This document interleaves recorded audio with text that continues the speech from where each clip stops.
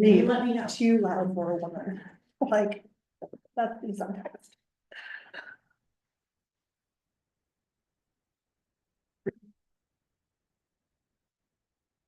Good evening, my name is Helen Anthony. I am calling to order our meeting this evening, Committee of Finance, on date Thursday, May 22nd at 6:02 p.m. Madam Clerk, would you please read the roll?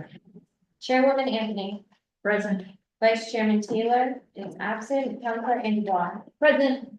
Councilwoman Graves is absent, Councilor Sanchez. Present. We have 3 present and 2 absent, we have a quorum. Thank you so much, and I'd like to thank Kathy Shaw, who's here from the City Solicitor's Office. I'd like to thank Councilor Peterson, who has joined us this evening, and of course, always our wonderful clerks this evening. We really appreciate you staffing us tonight. So noted. Okay, with that, I think we're gonna, I'm gonna ask for a motion to waive the readings of agenda items 1 through 5. Motion made by Councilor Ingerbach, seconded by Councilor Sanchez, all in favor? Aye. Aye, all opposed. And with that, it brings us to our discussion with the Providence Public School Department. So what I'd like to do is have you all stand, and I'm gonna swear everyone in, including you, through, I think, if you don't mind, just in case we have to ask you a question. So, if everyone will be sworn in, we can proceed. Okay, please raise your right hand. Do you swear on the penalty of perjury that the testimony you are about to give is the truth, the whole thing, and the truth? Can you please say your full name and title for the record? I, Director City Deputy Commissioner. Mr. Police Executive Director of Finance for City Hall. Zach Scott, Deputy Superintendent of Operations for PBSC. Ian Daria, Executive Director of the Staffing. John Jackson, Senior Advisor and Superintendent. Danny Stewart, Chief of Student Support Services. Javier Montañez, Superintendent. Thank you so much, everyone. And Superintendent, please come right up to the table with whoever you'd like, for staff. Scott. And Jackson. Okay, and before we start, I would like to mark the presentation or the documents that are being presented this evening as exhibit number 24. Second. Made by Councilor Bob, seconded by Councilor Sanchez, all in favor? Aye, all opposed. Okay, with that, we will let you proceed. I'm not sure how you're gonna handle your presentation. I don't know whether you would like us to hold the questions till the end or whether we can pause at certain times. Yeah, I'm fine. We will have a brief presentation of questions throughout this totally. Oh, you do have a brief presentation, not the whole. Okay, great. All right, proceed, please. Good evening, Chairman Anthony and members of the Finance Committee. Thank you for giving us the opportunity to be here once again and share our budget with you as well. I'd like to start by sharing that Providence Public School is making steady, meaningful progress. And our turnaround action plan is actually working. We're starting to see the results of the smart student-centered investments that we're doing. And I would like to prioritize some of this work with you, so making sure that you're aware that we are supporting our multilingual learners with the resources and instructions that they deserve as well. We're also expanding the access to high quality pre-K early childhood education. We're investing in rigorous standard-based aligned curriculums, making sure that that's happening at every grade level. And we're also strengthening the teaching and learning through ongoing high impact professional development for staff as well, especially with our multilingual learners and especially with our differently able students as well. And then this is also making sure that it's helping us to build a stronger and better outcome for Providence students. And I just want to make sure that everyone's aware that, regardless what some people may be saying, we are making those gains, we are making growth, we are moving in the right direction. And I know that if we continue to do this as a partnership, then we will make the difference that we need to do, not only for our students, but also in our communities. So I want to say thank you for that opportunity to be here with you as well. And now I'll turn it over to Deputy Superintendent Zach, who will walk us through the presentation for today. Thank you so much, and thanks again for having us with you today. We're very grateful to be with you. So we have a presentation that we'll walk through, and some of that is context as well as an overview of the ordinances in the budget book. But we're more than happy, given the small group, to stop at any point if there are questions. So, if you turn just to the opening on slide 2, just to frame what the presentation is. The first is really a budget overview, and I know we've been with you before, and so you may be familiar with it, but I think we often find time in our public settings, it's helpful to remind folks of a few important pieces of context around their budget. We'll then talk about our planning for this year in terms of our both the process and the priorities. And then lastly, give an overview of our budget, and then talk about any other details that you'd like in the budget book. And again, please feel free to stop me at any time.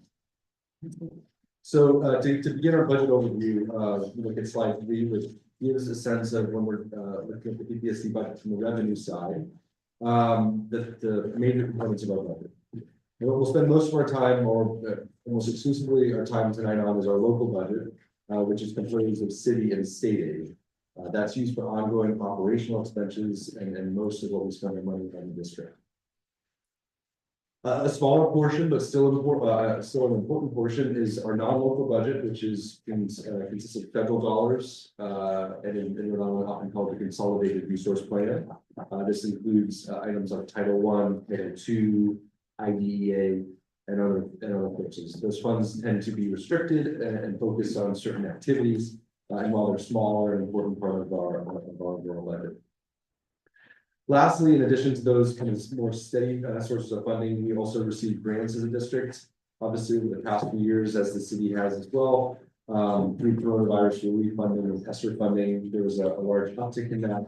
That is now kind of all past and behind us. But we still receive grants of smaller natures for the work we do in the district. And then important to note, facilities bonds, of which I know this committee is very well aware of, not part of the district's budget, but something we work very closely on with the city in terms of capital expenditures for our schools. So then to do a deeper dive on slide 4 into our local budget, so zooming in on that source of revenue, which comprises our operating budget. About 2/3 of that comes from state aid. Almost the remaining third comes from city aid, and then there's a small portion that comes from other sources. Our state aid is driven by average daily membership, which is very similar to enrollment, but it's based on the number of days a student is enrolled. So if a student is enrolled for 180 days, it counts as a student. The student's enrolled for half a year, it counts for a portion of that student. There are also factors for students experiencing poverty, and now multilingual learners weights are added into our funding for that. So that's tied to average daily membership, as well as reductions based on seat additions for charter schools for the coming year. City, obviously, a point we had a lot of discussion about. Is obviously important this year. It's been we've come to the table with a lot of clarity on city aid for this coming year. So it's tied to the city's maintenance effort, and most recently based on a settlement agreement between the district and the city. So it allows us to plan both for this year and coming years for our school aid. Lastly, the smaller portion is Medicaid and other items that accounts for roughly 2% of local aid. But items that fall under that bucket of Medicaid, indirect costs, which is overhead for grants, as well as investment we receive for investing cash that we have available as the city does. It's a kind of a focus on the revenue side. We now look on the expense side, just to give a broad kind of categorization of our budget, and this looks at our FY24 expenditures. And I think it just helps to put a sense of magnitude on different expenditures in the district. So when we look at our FY24 budget, we kind of break that down into a few buckets. The first is the difference between our in-district costs and out-of-district costs. Our out-of-district costs are for expenditures such as charter schools, for which we pass along the city contribution. So it is registered as an expense, but it is really a pass-through, as well as payments to tuition payments for students attending the Met, Davies, or a district special education school. So that is what we are in this case kind of think of as funds that are going to students outside of PPS that don't attend a PPSD school. When we then look at our in-district budget, we want to categorize that by both those funds that are spent at schools and then funds that are managed centrally. And we'll look into our school-based costs, where you'll see the vast majority, around 87% of the dollars that the district receives and are spent within the district go to supporting students at our schools. So to look at that breakdown of the 87%, and this is very similar to other school districts. We are a people organization, and so the vast majority of our expenditures, particularly at the school level, are on people. So if you look at both salaries and benefits, it's roughly 85% of spending at the schools are to support either the salaries and benefits of our employees. There's smaller expenditures related to custodial services, transportation services, and other direct services that will provide to students. We have supplies and equipment, but those, as you'll see both here and in our plans for next year, are a relatively small part of our budget, and really against services and benefits and salaries. In the appendix, if you'd like, we have a breakdown of the smaller portion of central office, but it also follows similar in terms of having the majority of it covering benefits and salaries. So again, that was just to kind of give an overview and a sense of magnitude of where our revenue comes from as a district generally, and as well as our expenditures. So now we can turn more towards both the planning for this coming year as well as our detailed budget.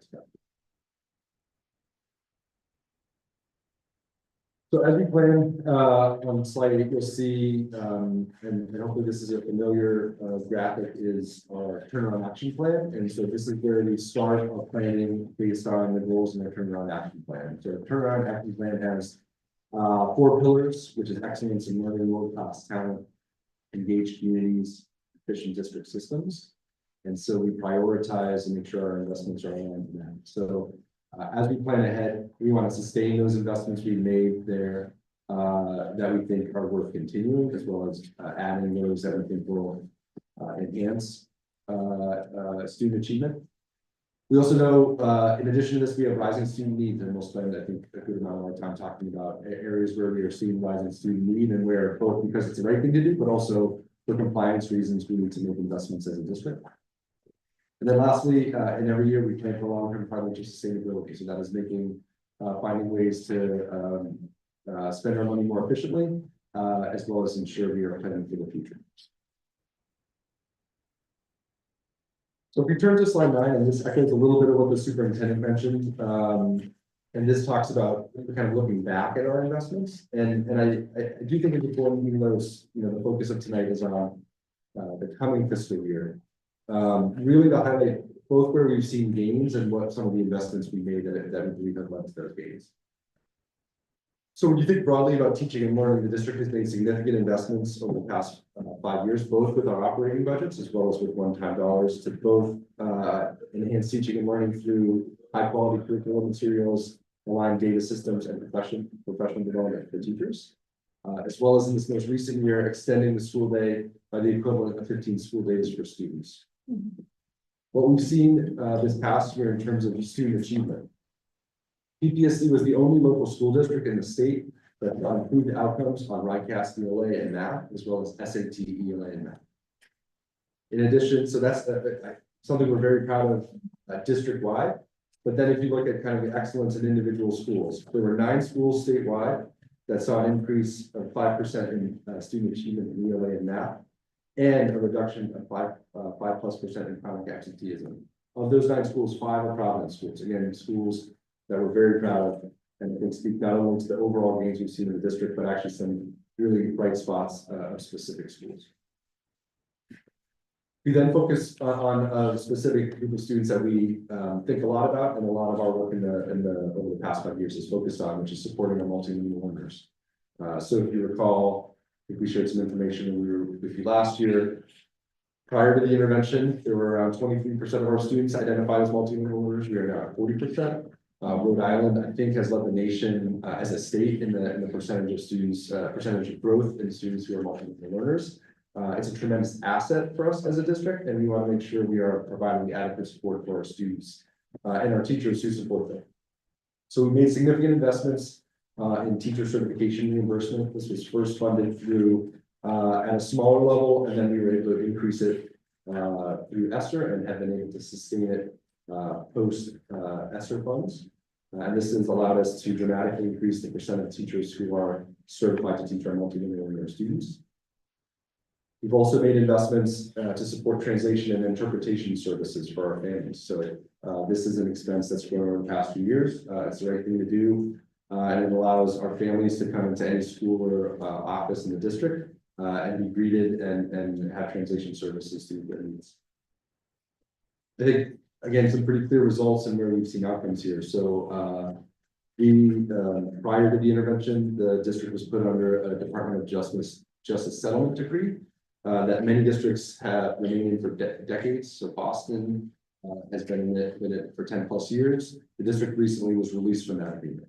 Totally released within the five years. Within 5 years? Yeah. Okay. That means a lot of effort, so a lot of the information that you're receiving today, the investments that we've made to make sure that we address those needs for the NLL students, and that was a huge part of why we did that work, making sure that the students receive what they deserve, the resources that they deserve, and right now, that's the outcome. So that's a movement in the right direction.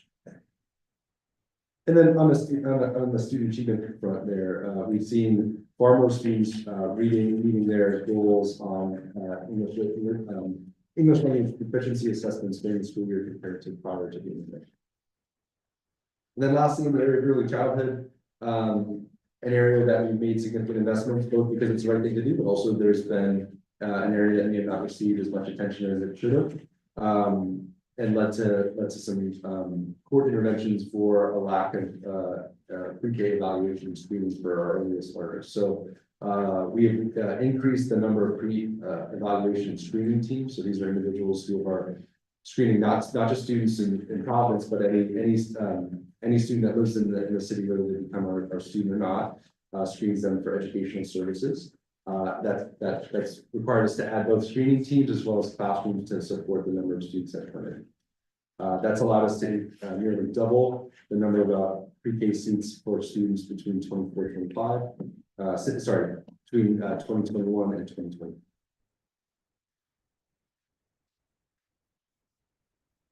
So that's looking backwards. If we now look forward and talk through the more specific priorities for this coming year. And so we want to follow along with kind of what we said as our approach of prioritizing our budget. So first is looking at our investments aligned with the return on action plan, that both in areas where we want to increase investment or sustain investment. The first is in excellence in learning. And what you'll see here, and this is through actually the use of federal dollars, that we've reallocated federal dollars to support student-facing interventionists. So historically, each school had a instructional coach, and these individuals were incredibly important to supporting the rollout of new curriculum. But one of the things we've looked at over the past few years is to see schools that have seen the most gains in terms of student learning and what their staffing model is that may have led to that. And so what we saw were that schools that had interventionists, so these are teachers who typically pull small groups of students out and work in small group settings. Schools that had those either as a math interventionist or an ELA interventionist tended to see the most gains. And I think the hypothesis there, or what we believe to be true, is, what we've heard time and time again from our teachers is post-pandemic is that not only has the amount of student need increased, but the variation in student need has increased dramatically. So the ability to differentiate both in full group settings, but also in small group settings has become incredibly important. So one of the decisions we made for this year is to reallocate federal funding from coaching to interventionists because we've seen strong student outcomes there. Second is at our secondary schools is a change in schedule, which is, it sounds very wonky and technical, but actually incredibly important to the day-to-day impact that a student may see. So many of our high schools are going through a redesign process, which involves added career technical education pathways and electives. And to be able to adequately take advantage of that, it can be difficult for multilingual learners who often have or always have an additional class for English language development. So the normal schedule, they are often taking either taking their core classes plus English language development, which makes it very difficult for them to fully engage in some of the CTE pathways at our schools. So one of the transitions we made at our high schools next year, our redesigned high schools, is to move towards a 7-period schedule, which allows for more options for students. It does require more staff, but it's important for us to ensure that all of our students in our high schools can take advantage of kind of the rich offerings that many of our schools are seeing, whether it's at Hope, doing their arts redesign, at JSEC, where they're doing life sciences. So this was an important investment that we are planning to make for the coming year. Lastly, in this area, we're continuing to support our translation and interpretation for our families. We redid the contracts to get a more competitive rate, but we continue to see a kind of high demand for that, both in terms of the interpretation for families as well as translations of documents for our families. We then look at rising student need. We again continue to see growth in early childhood years for among our differently abled students. So for this coming year, we are planning to add 6 additional special education classrooms at the K-1 level to support increases in pre-K and kindergarten students that we've seen over the past few years. We also, as I mentioned, have invested in pre-K classrooms in prior years and in screening and evaluation teams, and we anticipate continuing those in the years ahead. And we'll spend some time talking about this later. We've seen our out-of-district placement expenses go up. We've taken a lot of steps this year to safely bring students back and have been able to control them, but that is a sustained increase in our budget for the prior years. When we then look at long-term financial sustainability, so these are areas where we are working to reduce spending or spend our money in different ways. So one is doing increased recruitment and retention for special education teachers. That has been one of the main challenges we've had that in some cases have led to out-of-district placements when we can't, as we've seen the growth in the number of those students and the need for additional classrooms. At the same time, there's a teacher shortage in this area. So our HR team has done a lot of work, both short-term and long-term, to fill those vacancies, and that's allowed us to again bring many students safely back this school year. We are excited that we've been able to reach what we believe is a win-win with our colleagues in the city on energy credits. So this is something that we've gone back and forth on over the past few years, but it allows the district to take advantage of some of the city's energy credits and the city to receive contribution in exchange for energy credits that they may not be able to use otherwise.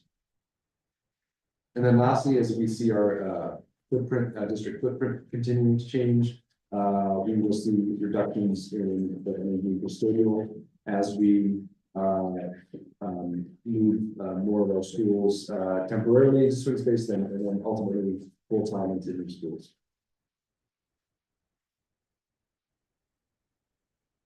All right, I have a few more slides before we get into the budget details, and then maybe I'll take a pause there and then before we get into the next year. The last 2 slides are going to quickly on the process. Slide 11 talks through our student-based budgeting model at a higher level, and we're always helpful, happy to talk more in depth about this, but this is we're now in the 3rd year of implementation of student-based budgeting, and this allows us to both be more transparent with our schools about how funds are allocated, but also make sure our funding follows the student is differentiated for student need.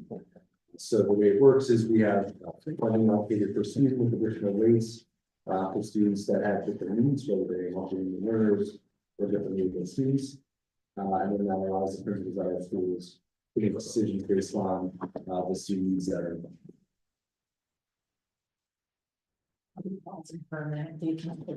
Yeah. It's just expiring one more. Yeah, I'll just close by doing the highlighting timeline, which is on the one hand, possibly when we get information throughout the year, and then when we have to make decisions and we're going to engage.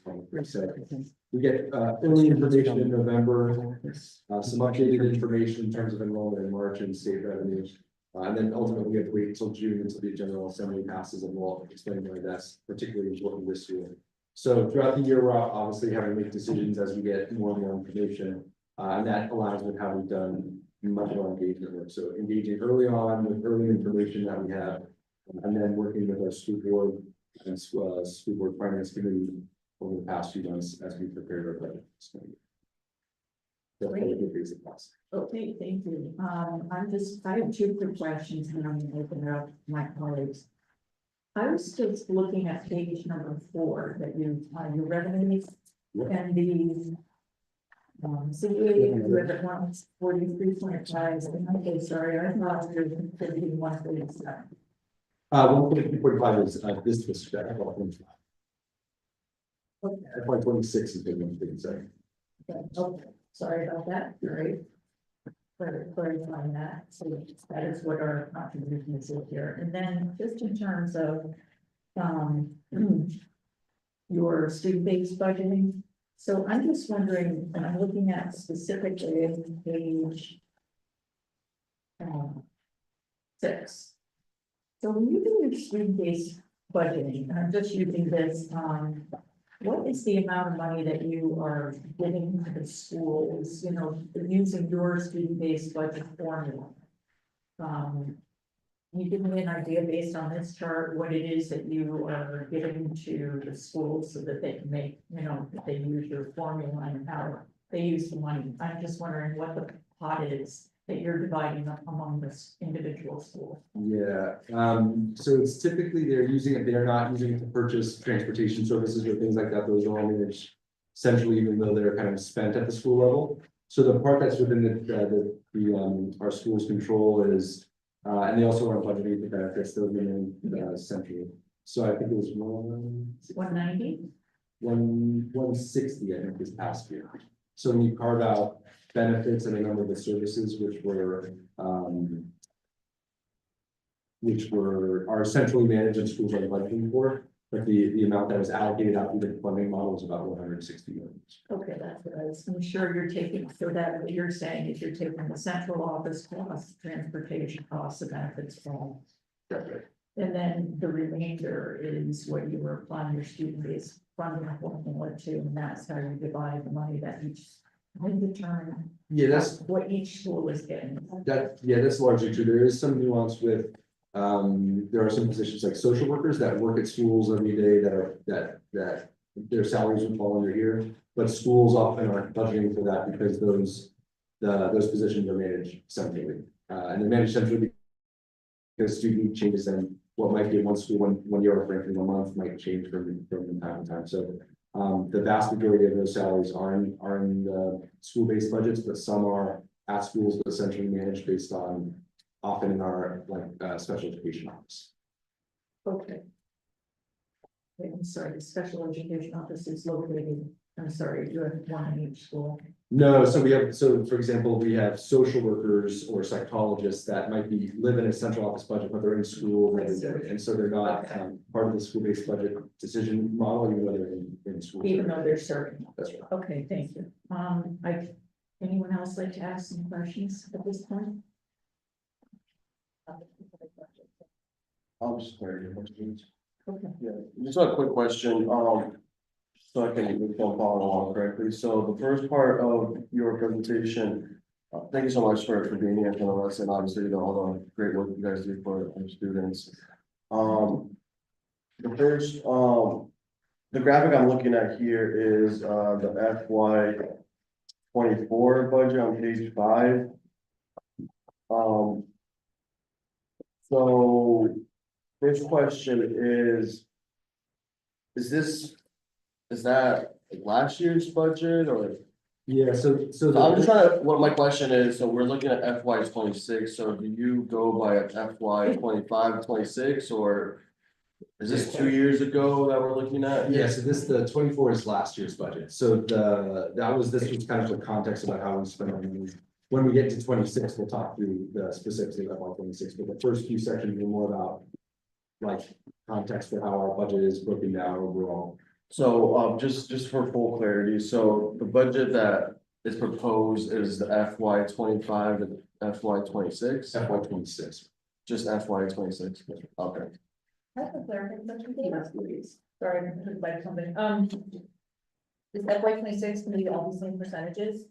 We have not done the same breakdown that we did for 24, but that is. That'd be really helpful to see, like, if the overhead is roughly the same, if it's roughly the same percentages, because looking at this, it's like 87, it would be just helpful to see it broken down. Okay, so did we continue then? Yeah, so now let's get into FY 26, and where we'll start is just a kind of overview, big picture of our budget, and then we'll dive into revenue projections. And then we'll give a summary of each of your ordinances, and at any point we can dive kind of deeper into the ordinances. Can you just point out which handout you're? Yeah, so that's the right hand. This one? Yeah. Thank you. We'll be on page 13. Thank you, appreciate it. And if you look at slide 14, is where we're gonna dive into 26. So this is just big picture when we think of the major changes for this coming year on the revenue and expense side, and then what that means for this coming year. On the revenue side, city aid is going up slightly. It's offset by some reduction in energy credits, so I think it's a $3.5 million increase from the 143.5 to 147. But there's also a reduction of $3 million in energy credits, so it's a slight increase from the current fiscal year FY 25 to the coming fiscal year. We also are projecting increases in state aid. So recently there were some enrollment updates that always happen in March that, as is commonly the case with PPSC, we saw growth in revenue since October, which is good news. The main piece of uncertainty we have, and we'll spend some time talking about on the next slide, is on the General Assembly's budget in June. So there's a significant proposed change, the success factor, moving it from 40% to 43%. That is the rate at which districts receive funding for students experiencing poverty. That has a roughly $4.8 million swing for the district. So you'll see in the next slide how we plan for both the scenario in which we receive that money, as well as the scenario in which we don't receive that money. Federal funding, there is some uncertainty here given what's going on at the national level. I think that what we've heard more recently is to plan as if it's kind of business as usual for the coming year. There doesn't seem to be any immediate impacts to our Title I, Title II, or other funds, but it is something we are, obviously keeping a close eye on to that change.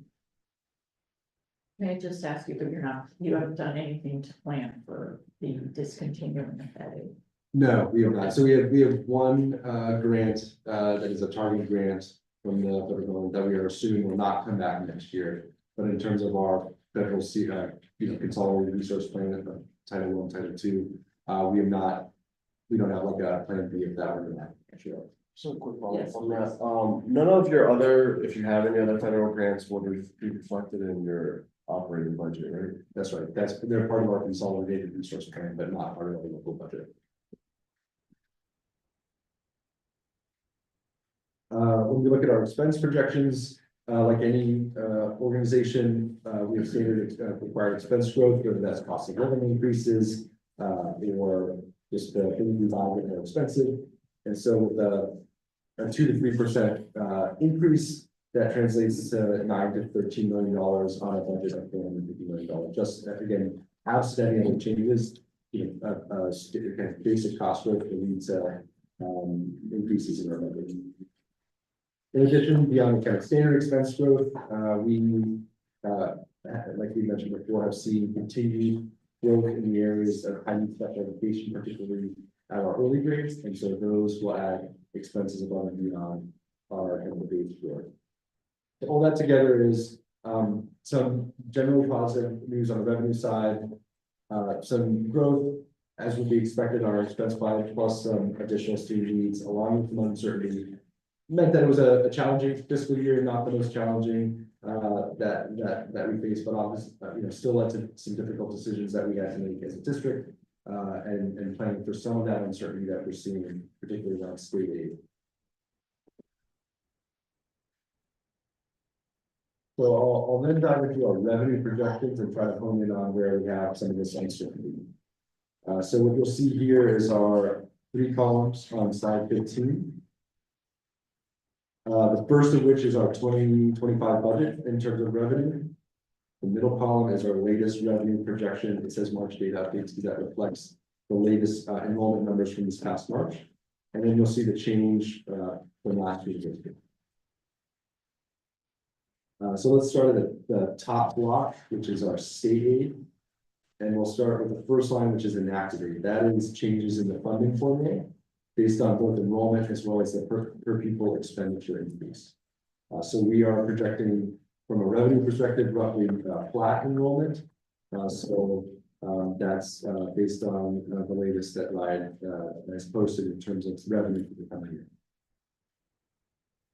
The next two columns, enrollment loss transition fund. This is something that the General Assembly has put in to support districts when they've lost students from one year to the next, so to prepare for enrollment loss. And because we are projected to not lose as many students, which is great, we see less of that enrollment transition fund. So you see a roughly $5 million decline from where that funding was this prior year.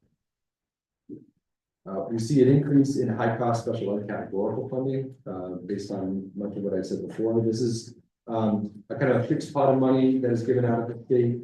And it's based on a number of certain number of students whose expenditures for special education are above a certain threshold. And because that number has gone up for PPSC, we've seen a higher proportion of that funding for this coming year. So put all together, roughly a $9.6 million, $9.6 million increase for the coming year in state aid. What's the difference between the two enrollment loss transition fund lines? Yeah, sorry, we should have marked that more clearly. They differentiate by year. So the first one is for year one, which is a 50% based on a 50% of the reduction in student enrollment, and then the following year is 25%. Okay, thank you. So just to quickly follow up on that, so that is, that's assistance to this school district for 2 years. Yes, so you receive 50% the first year and then 25% the following year. So if I'm right, Mr. Casey, the 50% is reflective of this year's 25 budget is just reflective of 50% loss from the prior year and 25% loss from the year 2 years ago. Just to help us understand, so how come, for like the 50%, the March, update is 0? That's because we're not, from year to year, from this year to next year, we're not projected to lose, our enrollment for revenue purposes is the flat. So because we aren't projected to lose, our enrollment is projected to decline for next year. There's no transition planning for it. So from last year to this year, there was our enrollment was projected to decline, reflected a $5 million increase for this year, but for next year, because our enrollment is projected to be flat at the state, we are not going to be seeing that transition funding.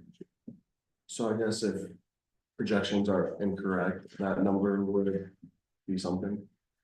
No, I mean, the number, they based on the projections they have today. So that's if we were to start the school year and see a ton more students, we wouldn't get more money. Or if we saw many fewer students, the funding is set based on the March data. I want to get way off topic.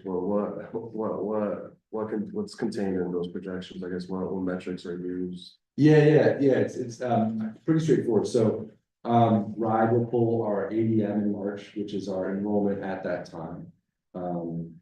So I forget the exact numbers, like 19,200 or something like that. But they pull that in ADM, which is based on enrollment at the time. They then deduct projected charter openings for next year. I think that number's 303. So the number that math that gets you from the ADM in March minus those charter seats. Actually, our ADM is 19.5 and it's a factor of 300 new child seats, so that gets us to the 19.2. So our enrollment, the funding, the enrollment that was used for this year is about the same as it's going to be.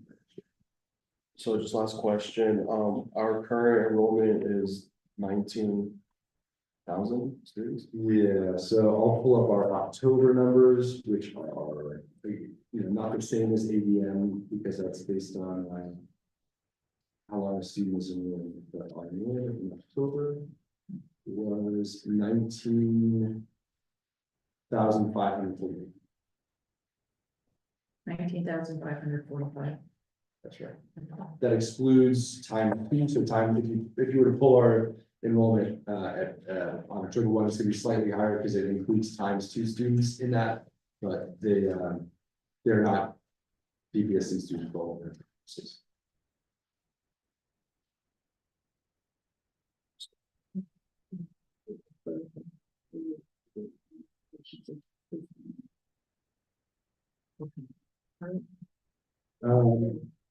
And then if you look I'll at the wait for next the block, presentation. I said I'll wait for the presentation. okay.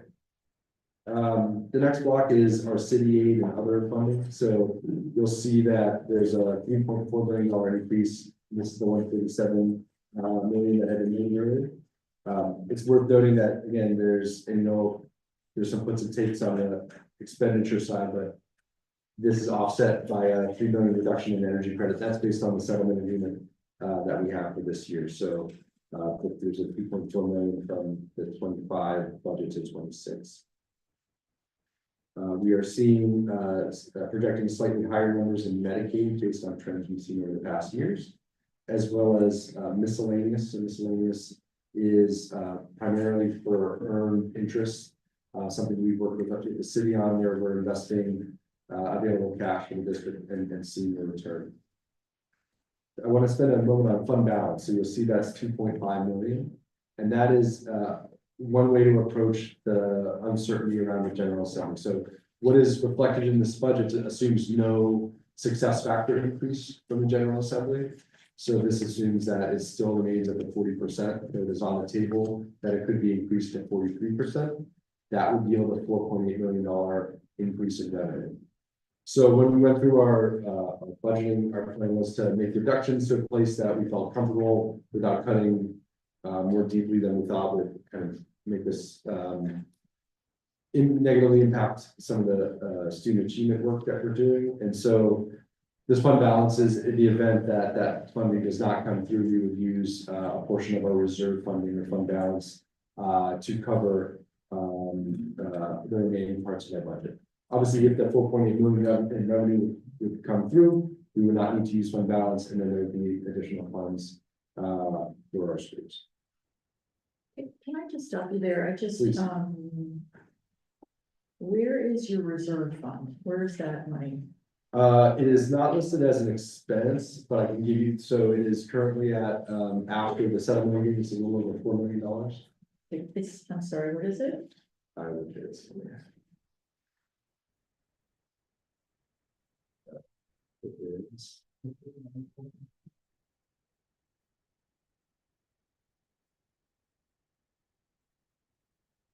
$4.1 million. And that's in a reserved fund that lives in a reserve fund, and is that what it's called? Fund balance. Fund balance, okay, thank you. All right, so it's So this would be 2.5 million of that 4.1. of that, okay, that helps. Okay. All right, so I see what you're saying now. Okay, so you budgeted, Yeah, the budget, you guys are running. that was the revenue, okay. All right, and then, I'm sorry, and you already went over miscellaneous, what can, and I'm jumping ahead also. No, please. Miscellaneous, so there's a couple components of this, one of which is if a student enrolls in a CTE program in Providence, we get tuition for them, so that would be under miscellaneous. Okay. Another big portion that is earned interest, or earned income, excuse me, so through a similar work that the city does, it's for cash available that the district has, it's invested, and the district receives interest on it. So the main driver of that increase that you see here is that earned interest. We've seen favorable growth in that over the coming years, and I think it's a relatively new development over the past few years. Yeah, I would just like to mention that the city treasurer's office has full control of that and investing the funds. The school department doesn't invest their own cash, but it's handled by the city treasurer. Yeah. And they transfer the revenue proceeds to us. And then indirect costs, did you go over? Yeah, so indirect cost is for is overhead that we can take it, overhead revenue that we can take in for grants. So federal federal dollars have indirect cost caps of 3%. Well, like 7%. 7%. So that number, obviously, we had a lot of grants through Esther that came in over the past few years, so our in here, the pulling a lot more in indirect. That number's gone down substantially since that time, but that's a source of revenue that the district can bring in to cover business operational expenses.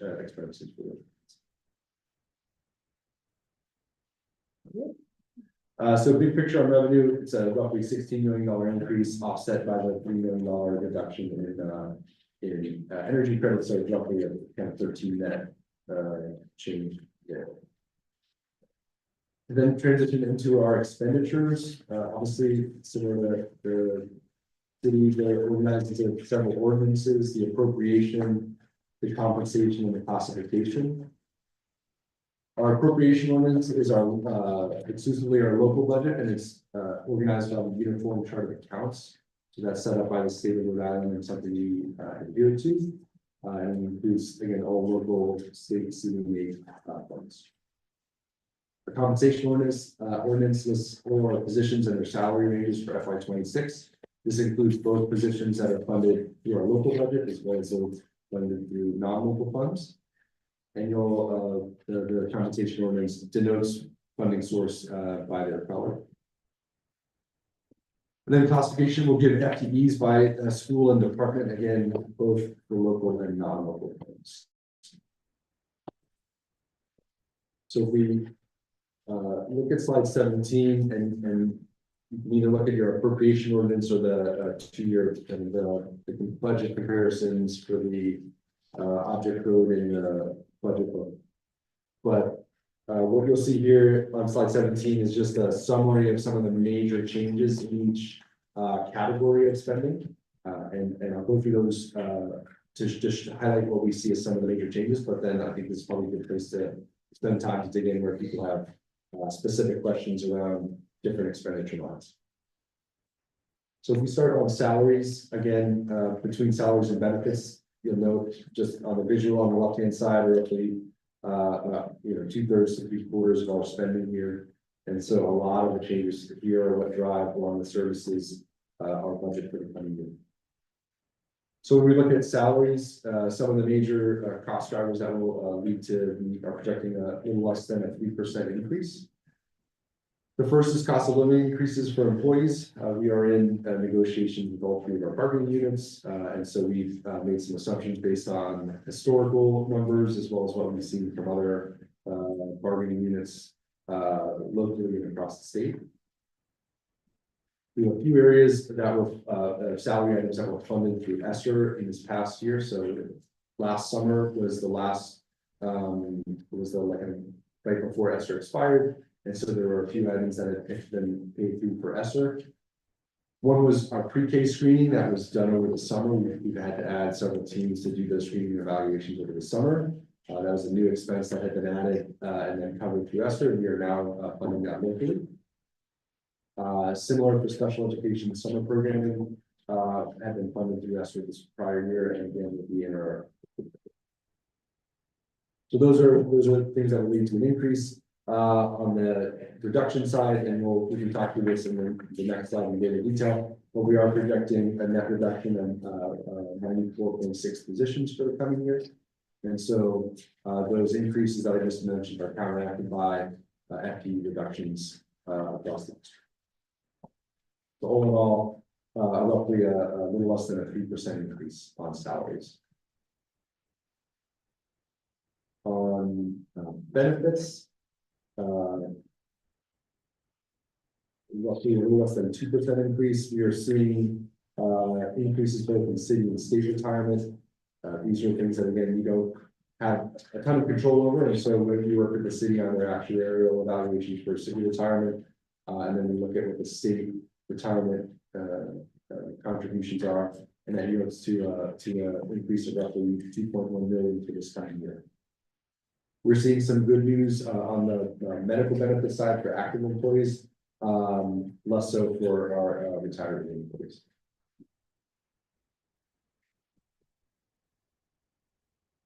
I'll then go through services, and then that's probably a good time to pause and dive into where anyone would like. But services is the last of the three kind of big categories of our spend. Supplies, capital, and utilities are all relatively small. But services is both a large expense as well as a kind of a wide range of expenses that fall under here. So I'll try to walk through some of the major changes here. Transportation, which consists of several large expenses. The first is our district transportation per student, which is our yellow bus service. The second is statewide transportation, and that's for transportation that transports students out of district that is managed by the state of Rhode Island. And then the third is RIPTA, which is what we provide to our high school students. So we are projecting a roughly $2 million increase in transportation. Approximately half of that is on yellow bus transportation. The main drivers of that yellow bus increase in costs are both kind of standard escalators in the contract of 3%, as well as we believe we'll need to add five additional buses for this coming year to support students moving into student space. So the past few years, we've had schools moving in and out of student space kind of in equal numbers. Next year, we have 2 schools that have a number of students who live nearby, who will be moving not too far away. So this is Kennedy moving to Hopkins and Nussler moving to Laurel. And because those students will now be further from their school, we'll be offering transportation along in line with our transportation policy, which is eligibility over 1 mile. So that will be in addition to the rate increases. We anticipate a few additional buses for this coming year. 6, sorry. Special education services. These are 2 contracted services lines, one for speech language pathologists and one for nursing. And I think the line is on medical services. That line.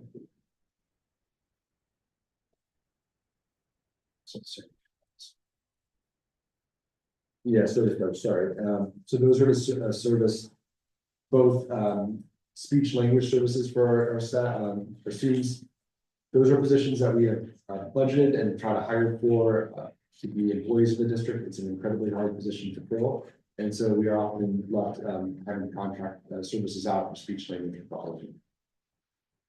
On nursing services, we have most, if not all, of our nursing positions filled.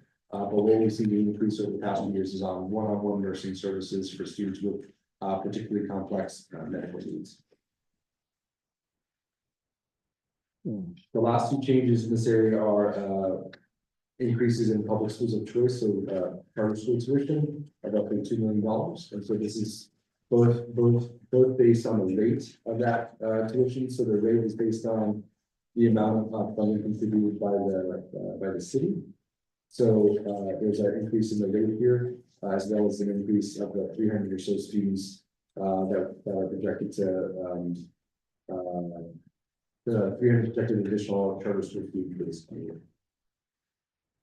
And then lastly is an increase in out-of-district CTE tuition. So like I mentioned before, we receive some revenue for students who come to our schools to participate in CTE programs.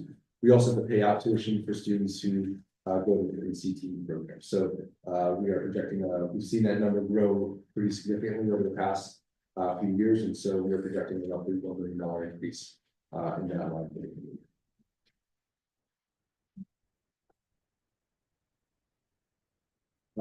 To close out the appropriation ordinance, and I'm happy to dive in wherever folks would like, but some relatively small increase in supplies for new middle school and high school English language development curricula. This is a new rollout of our ELD curriculum for our middle school and high school students.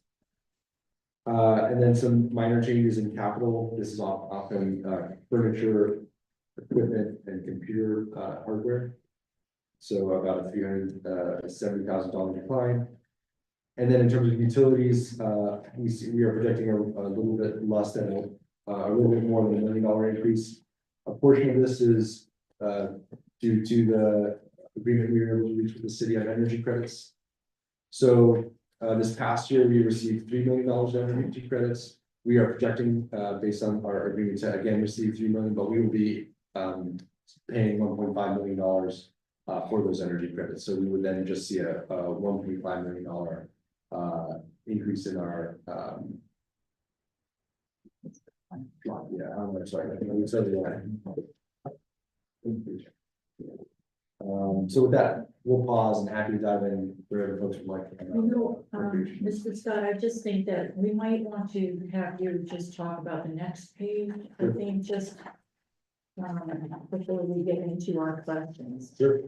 Because this is your 94.6 reduction of your FTE, so I just think that we might want just to review that particular slide and then start with this call. Yeah, for sure. So what you'll see here is reduction or kind of changing FTEs from year to year categorized by different position types. So you see a 94 projected at 94.6 FTE reduction. The biggest area of reduction is in teaching. That's also, understandably the largest proportion of employees that we have.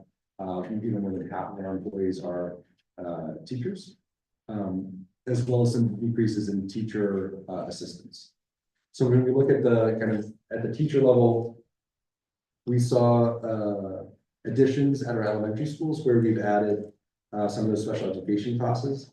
Where we've seen reductions have been both at our middle and high school level.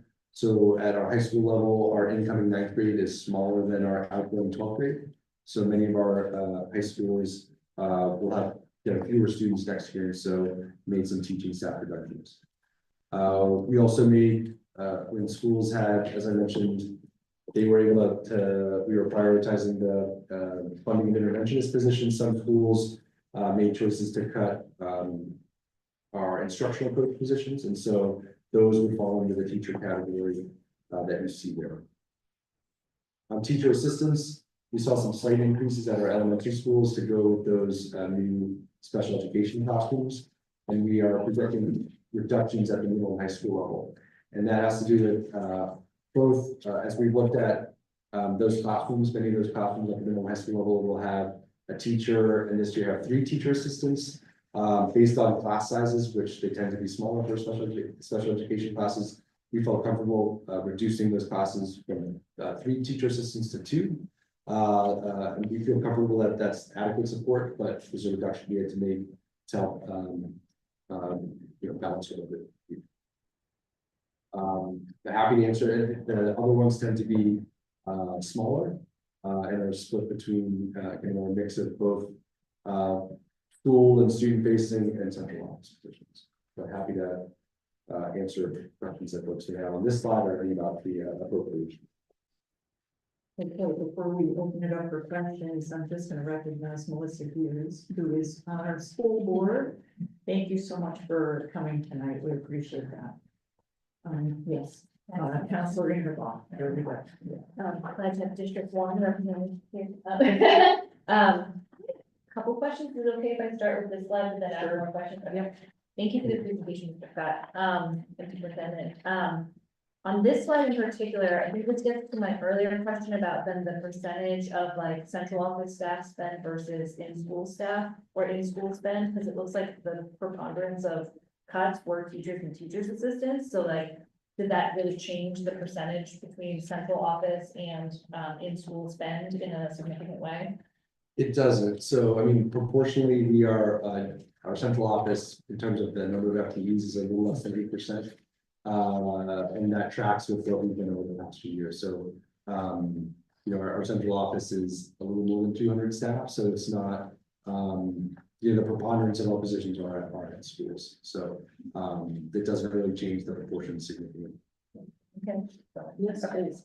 And then for the cuts for the school-based staff who are cut, the teachers and teachers assistants and like some of the others, how were these, like, what was the process for deciding this? Did principals have a say in this, or was this decided kind of centrally and then pushed down, or what was that process? Yeah, so there are a couple things that drive it. So in some cases, if a school is losing a 3rd grade teacher because they only have 2 2nd grade classes and 3 3rd grade classes that are then moving up, there's not much choice there because there just won't be there's not, if the students is saying that. So you can call it a school choice or a district choice, but it's just based on enrollment. There are, for some of those discretionary positions, so schools may have a guidance counselor and a coach and an interventionist. They often have a choice to, if they produce one of those three, it is them making that difficult choice. The way people are displaced and the actual individual impacted is based on our union contract. So the choice of which position is cut was often the school leader's decision. The actual person impacted might vary depending on the bumping in our union contracts. And then do you have this? Okay. Yeah, no. When we see other department budgets, and I know your department is quite large, but sometimes the finance team will break it out versus like, what percentage of folks had step increases, what percentage of folks had, cost of living increases, like break it down so we can see, because it's going up 3%, but you're cutting like 100 people, so just Yeah. seeing the overall increase with the 100 folks leaving, understanding how that breaks down a little more would be really helpful. Yeah, you can. And then, for the union contract, while you're writing that down, sorry, when is that up for negotiation? Like, when are you guys re-signing that? So we are in the midst with PTU, so PTU's contract, the Providence union contract expired this past year, so we've been in negotiations throughout this year. Our other two major contracts with 1033, which includes teacher assistants and our technical workers, and then 1339 clerical, are both up at the end of this year. So we started negotiations with both of those units, obviously a lot further along in the Providence teachers, given them that their contract expired. Are the, Yeah, I can't follow one up. yeah, just follow on that. Yeah. Is PG working without a contract then? If theirs expired last year? I mean, their contract is still in place because of that kind of evergreen law. Yes. And our contract, they received an increase on the last day of the former contract, so they did receive an increase to start this year. And we've been working on the union for that. Just a quick follow-up on that question. Is there anything in your proposed FY 26 budget that shows that into the projected growth of, I'm guessing, a contract? Or what is inserted in your proposed FY 26 salaries for teachers? Yeah, we made assumptions for all of our bargaining units based on historical, what we've seen historically, what we're seeing elsewhere, and where we think we'll land. So those assumptions are baked into our salary. So that's it, actually. I can like, hold on, that side? Yeah. So, okay. Oh, yeah, I think we should just, anything that. Go for it. Okay, I've got a whole bunch, so. Hope you brought some water, no kidding. You have some. Yeah, maybe some.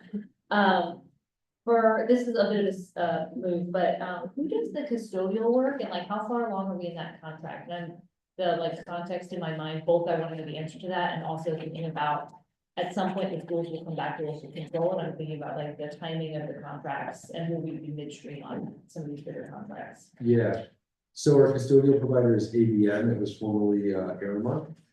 We are in our third year, or 26 will be our third year, and the contract is set up such that there's a 3-year base contract and then two 2-year option years beyond that. Okay, and for contracts like that, you guys don't go through the city process, right? So you don't go through the board of contract and supply. Can you talk about like how you go out to bid and how those contracts are bid? Yeah, 100%. So at the start of the intervention, one of the big things to the Johns Hopkins report were concerns about the procurement process for the school district. And so we worked at that time with the city treasurer, the Department of Administration to revamp and do a new process. So we follow state procurement law as the obviously the requirement, and so we are bidding out anything over $5,000 here, assistant quotes.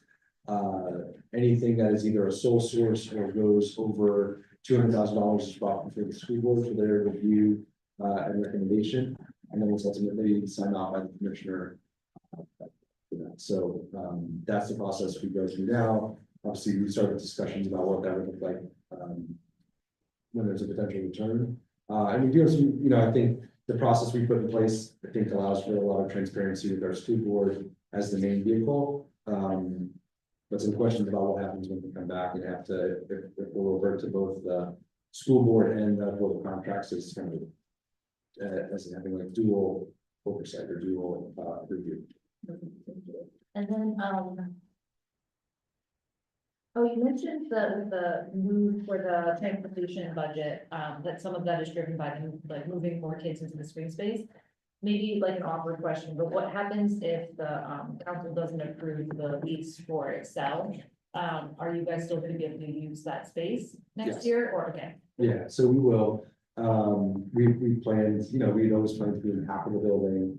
I think the lease would provide for some capital funding to support the renovations. We're still doing those renovations regardless, it'll just mean that the funding for those renovations will need to be pulled from project budgets, so that's the kind of trade-off we will see, but we are still, regardless of if the lease passes, we are planning to be in, lower.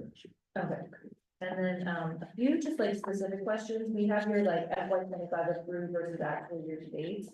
And there are a few where like already, even though we're not at the end of the fiscal year, are like over the year to date or over the FY approved. And there's a few in particular I'm just looking at real quick. One is, overtime is like almost double. At almost 5.201. Like what's up with that? Yeah, so over time, the main driver here we've seen has been with teacher assistants, or teacher assistants cover bus routes when if we have bus monitor vacancies, so that's the main area you've seen it, so they work a longer, get to work a longer day because they're driving the bus, but they're not in the morning. And then, your police detail is also already well over 100%. Why are you using 5% more police detail? And that's 53410. Sorry. Yeah, sorry, I'm like. This is a printout from our internal auditor, so, but it's the, FY 25 approved versus year to date. I think she pulled it from one of your documents. I can come show it to you. She just pulled it from one of your documents. Yes. 53410 police detail. You have it on. Oh, yeah. Here you go. Yes. Just circle it.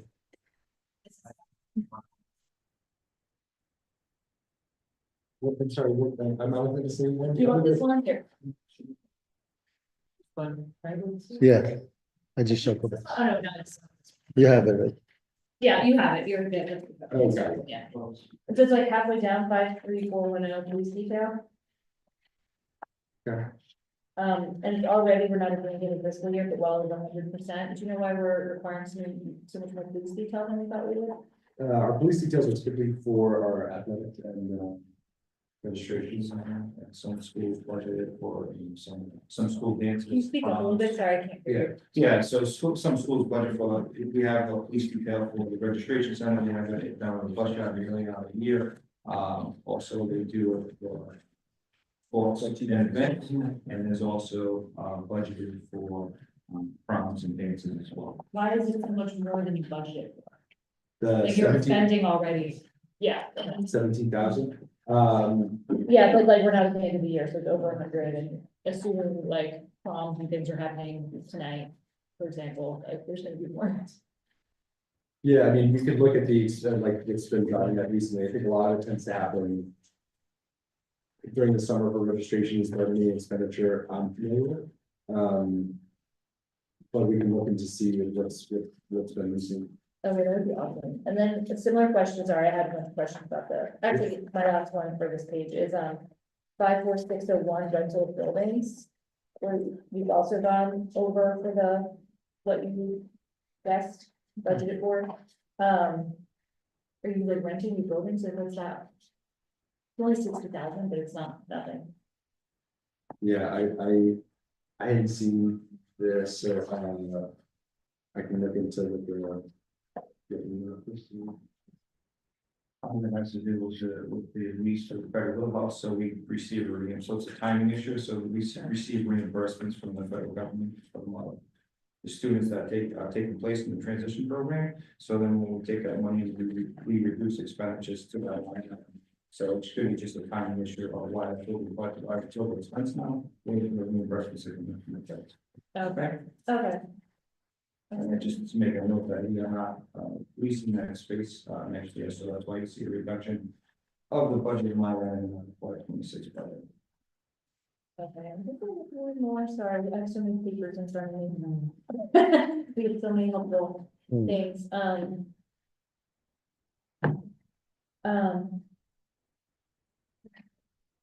how do you pointed out for revenue, there's a refund of prior year's expenditures? Of it's 41980, what is that?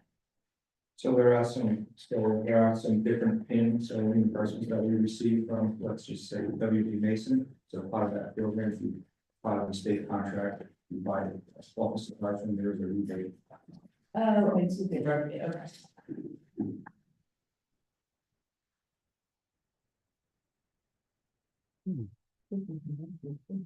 Yeah. Um, I have a few questions. Could you talk a little bit about, your substitute teachers? I'm just wondering, when you need them, why is I see there's an increase, in the proposed budget for the substitute teachers, and I don't understand how this is going up, but that you're cutting 94.6 FTE. So I just don't understand. What is your process with substitute people? Yeah, so substitutes are called in for coverage. We have a number of ways to cover a classroom. It's either through 6-period coverage, which is a teacher taking an additional period, or hiring a substitute teacher. The projection for next year looks at some of our spend to date for this year and our end of year projections, where we're projected to be higher than what we will had budgeted for. So we are, adjusting our projections for next year to account for that. So even though there's a reduction in positions, 30 or so positions out of, several thousand. We are looking at the trends for this year for substitute pay and using that to help plan for our projections for next year. Okay, and then how are they paid compared to the teachers? They're paid on this year we pay them on a daily rate, and it's dependent on how many days they work. So we have a kind of an incentive structure that they get paid $130 per day for the first 45 days, and then that steps up as they stay with us for a longer period of time to incentivize people to substitute their classes.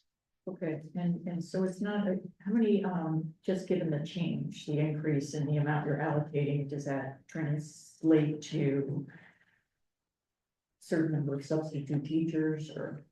It's not just the number of substitutes, it might be the number of days they're working. So that was based on our trends from this current year in terms of how much it's less about how many people we have or employ, it's the rate at which we use them. So the number we project for next year is based on our what we're seeing for this year and going forward for next year. Just to have a better understanding of that, on average, like school day, like how many substitute teachers are in our school district? Yeah, great question. There could be several hundred. I mean, we have day-to-day absences, and then we also have long-term absences that we're billing for, so it would vary based on that. And also that's the school year. Obviously, at certain periods of the year, there's more illness going around or things like that, so it would be variable based on the time of the year too. So just to get like an idea on a ballpark, like 200. You would say like several hundred. Yeah, I would say like between like 200 and 300 on a day. But you're also talking about day-to-day absences and long-term absences. Just to get an idea, thank you. Yeah, absolutely. And also, I just wanted to also ask about your increases in spending for your speech therapist. I know you talked about it in the nursing. And what do you, I know you've said you're having difficulty filling vacancies. Can you talk a little bit about those two?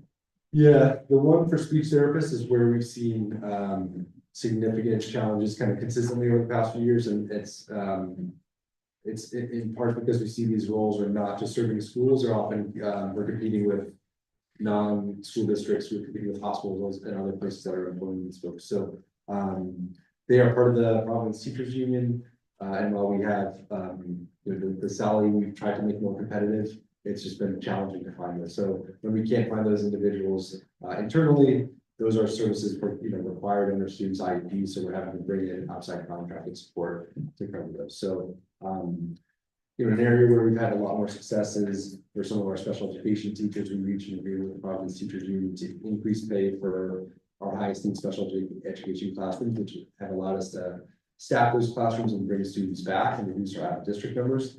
This is an area we still continue to struggle finding a solution for. On the nursing, that is, again, our day-to-day, or kind of a school nurse.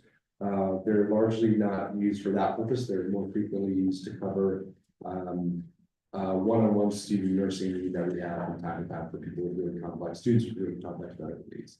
Okay, so it's the one-on-one nursing that's required by special ed. Sure. And then the speech therapist, exactly what are they doing?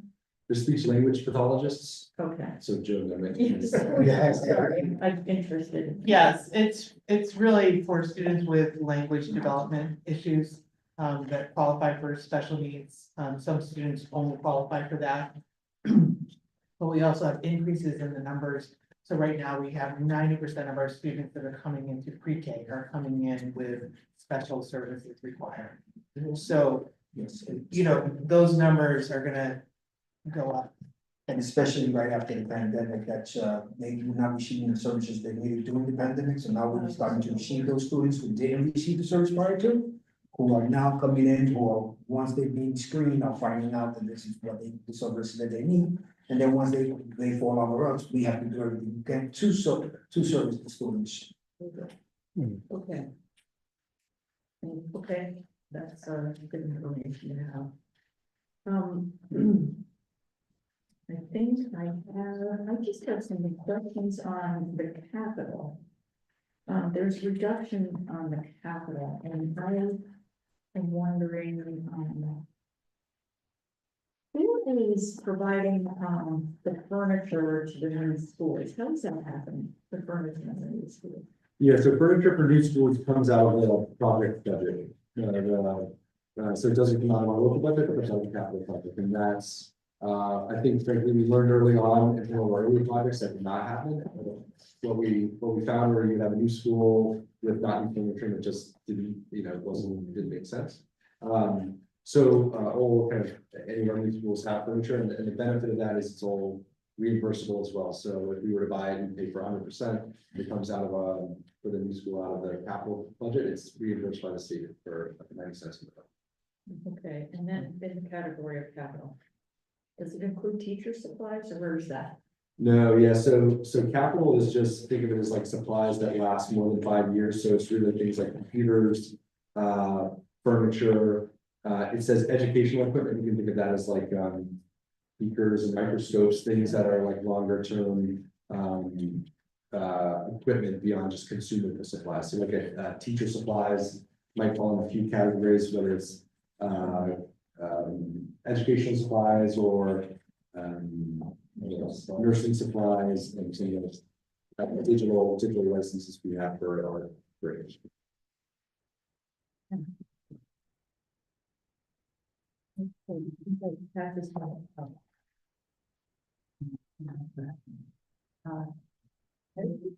Yes, counselor in the water. Mine is super fast.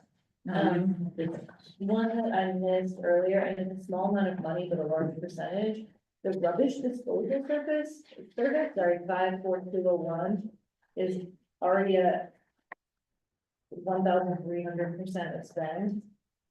Like you budgeted 2,500, and you spent 32,000.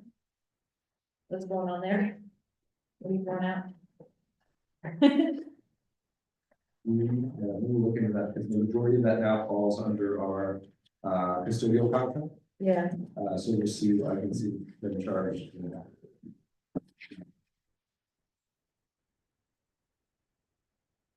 And I guess one last one, for cleaning services, does that now fall under custodial services? Because it looks like you budgeted 13,000, but you haven't spent anything for cleaning, which I think is not. Yeah, so I can answer that question. So that it's kind of misleading.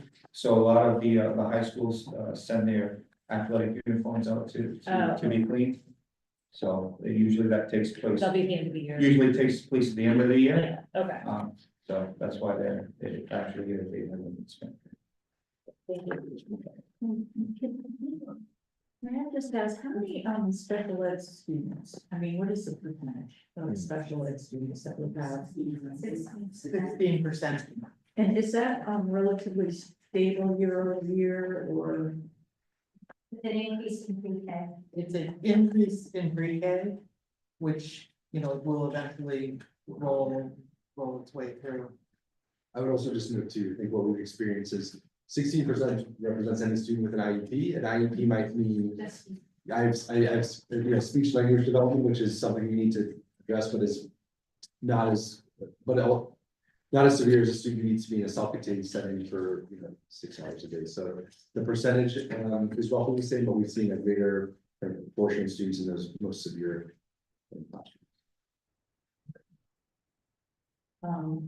And one last thing, we haven't talked about the fact that programs like extended school year and the pre-K screening used to be funded by ESSER funds and now is going to be funded in the budget.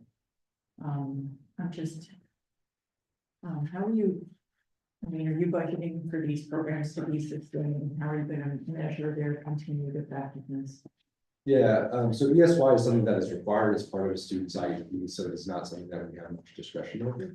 The pre-K evaluation, again, is also something that we were had lawsuits filed for lack of kind of screening and evaluation of students. So the amount of screening and evaluation that had been going on for quite some time was not reaching all the students that it needed to in Providence. So so our hope is that we're gonna be able to catch up on some of the backlog and screening, because it's not just screening the students in front of you, but backlogs of cases.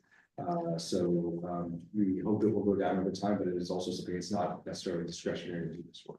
Yeah, so we'll likely be able to reduce the screening teams.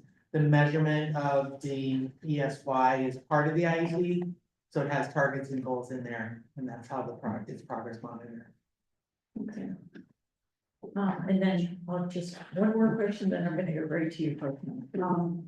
The student-based budgeting, is that a transparent process that, I mean, I know you did a good description of how you go about doing it, but is that you know, do you have it all in a transparent, available formula, so that, you know, individual schools have an understanding of how things are prioritized? Yeah, we do, and I'll admit, it's something we constantly get better at, but in our budget guidance and principles, we list out all the different ways and how they were arrived at. It's really complex, so we try to find the right balance of being, you know, confusing people with how much goes into it, but also making sure people understand. So I think each year we get a little better, but we can share our budget guidance if people want to see, because in it we try to walk through principles about how they understand the amount of money they get based on both their enrollment as well as the types of students they have. Okay, yes, Program. Thank you. I'll try not to be duplicative on this. You've asked many questions that already have been answered at least, and I still have a few. If you could just speak on the revenue side, you had indicated that the let's say the General Assembly passes the student success factor, and if it doesn't pass it, and you do have the fund balance. So what if it passes, you still have that balance? What would you use that money for? Yeah, so if it passes, we would not use the fund balance for this year, which would leave around $2.2 million in extra funding. A few of the things that we prioritize that for, adding positions back at our middle schools. So when we did our reductions this year, and we've looked at available seat capacity in our middle schools, we think it's going to be pretty tight, which is fine, but we want to make sure our schools have a little more flexibility in scheduling. So we add about 4 staff back to our middle schools. We've also had to pull back on some of our coaching, both for instructional coaching as well as coaching for multi-learning learners. So I think we would add 4 additional coaches there. And then the last 2 areas we're going to fund a portion of our new computers for next year on the one-time reimbursement we have. But that's not really a sustainable way to purchase technology, and so we would reinstitute that into our budget for next year. So we have our annual Chromebook purchase kind of on a sustainable path. And then the last would be a project to improve clocks, bells, and intercoms around our schools. It's something we hear frequently, particularly for the schools that aren't receiving upgrades. And we've seen, as we've done this at a few schools, that leads to fewer costs because there's less repair. We have some systems that are really outdated, that require a significant amount to come in repair. And so, an investment would not only be, kind of a benefit to our schools right away, but we hopefully see some savings over time too. Yeah. Is part of that money also goes to, the money that the treasurer invests and derives some income from that too? I think Would that, I think he does, I think it's based on available cash. I don't know if that, I don't know if the additional success factor would mean more gets invested, but that's the. Yeah, so cash that's in your bank account that within that duration. In that direction of time. All right, any increases on the counselor side of your plan? I And how don't- many counselors do we have, So, especially in the high school? yeah, we stick to what is, the kind of best practice of 100, 250. So in our middle schools and high school, for every 250 students, we have a guidance counselor. So, we don't have many changes at our middle schools and high schools there. Related to that, I mean, social work is an area we've made significant investments over, the past, few years. So prior to the intervention, we had 60, prior 47, 47 part of the intervention, we now have 67 projected for next year. so. Social workers? Social workers, yeah, so we've seen, made significant investments in that over the past few years, given, the needs of our students. And how many in total for counselors? I don't have the exact number of counselors. Okay. Thank you. In reference to the teacher's assistant. Just looking at the numbers, there was a decrease of 35? Or an Yes. And- Sorry, that's a decrease in. A decrease. I heard that you increased it, but.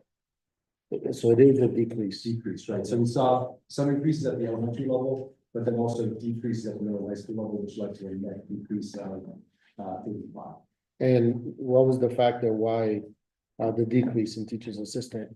And does We- that make it more challenging for the teachers, especially with the IEPs and the special learning? Yeah, it certainly is helpful to have more staff in the classroom, so nothing here we would not, or could not eliminate ones that are directly related to a student's IEP, so those aren't impacted, but over the past 4 or 5 years, we've added some TAs to some of those classrooms, so where they would have a teacher and 3 teacher assistants, because we felt that was sufficient.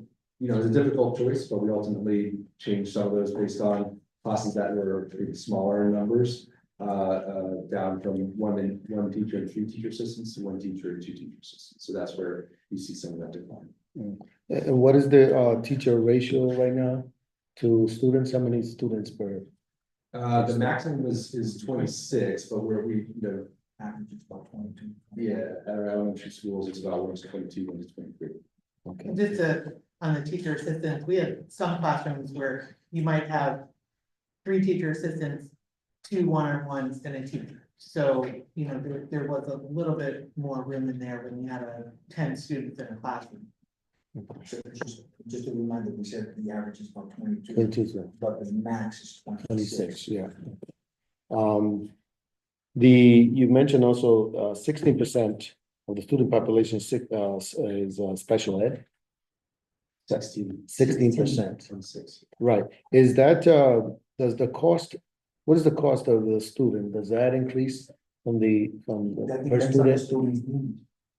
It's not one set price, depending on what each student needs, if you need special speech pathologist, you need to be pulled out. What kind of services you need to determine the price, because it can go anywhere for one student, if we receive, say, $30,000 for one student. That one student can go 30,000, 60,000, 90,000 for one student. Do you keep track of those students of that 16% in terms of per student cost? We do, Do and we have? that's actually how the student-based budgeting model is helpful in understanding when we allocate money, you see, when you take out. When you're looking really at staff costs, what you see for a special education student is often 4 to 5 times what a non-special education student is, because they're in smaller class sizes, often with more staff.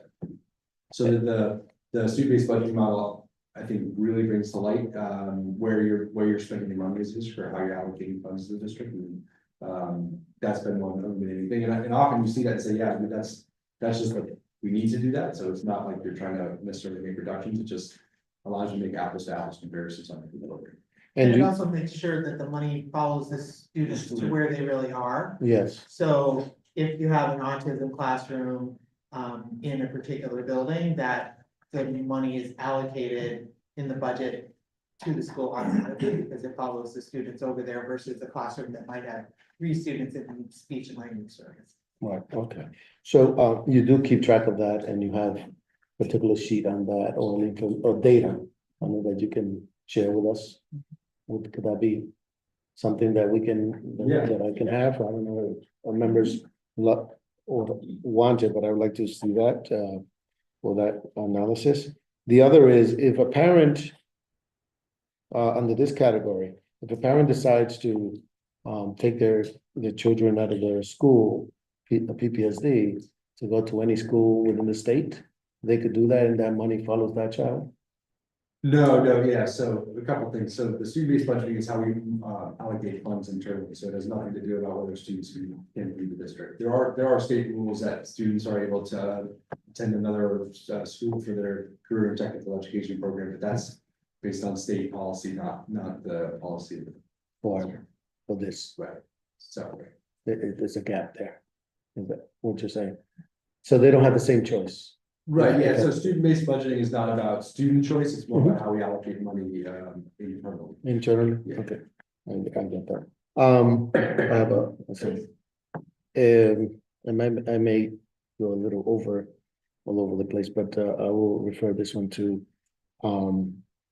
there's a couple of questions in the sense that even, Councilwoman, Shelley Peterson, around, the charter schools.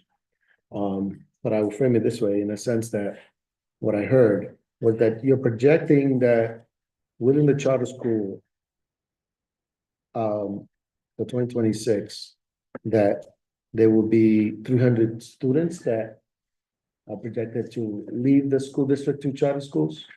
Is that correct? What I That's, yeah, that's right. It's often, in most cases, it's not, it's not students that are leaving us, it's students that are in a 5th grade at a charter school, maybe becoming 6th graders. So it's less about students leaving the district, just know that the number of students in a charter school from Providence are growing. Makes sense. That they're gonna add another. That's right. a So you grade. might be, if you're a 4th grader at Segway or one of the charter schools, you become a 5th grader. It's not that you're necessarily a 4th grader with us and you will be a 5th grader. Right. So there's no projection of any school, any other numbers that are leaving the PPSD to charter schools. No, there's Can predict it. Which say? You can't predict it in a sense. No, I mean, there's typically the seats are full at charter, so it would only, when you see more students leaving or whatever, it's based on an opening of a school. So you know, I think it's pretty reasonable projection that it would be around. And you don't have any projection of any charter schools adding more grades at this time. No, just Under those this 300, budget. yeah. Just those I'm gonna 300? give you the breakdown of the, so. Yep. There's 104 from Med Prep. There's 104 from the Excel Middle School. There's 40 from the Restromendo, 30 from Trinity, and 30 from Segway. Okay. And how much money comes back from students that are coming back from the charter schools?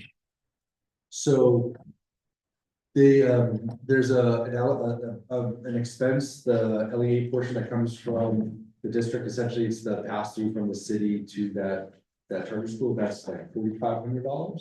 And then, so that's an expense. And then there's the revenue that comes from the state, and that's about $15,000. Depends on the needs of the student. Excuse me, can you? I'm sorry, it depends on the need of the student, so that is the core plus.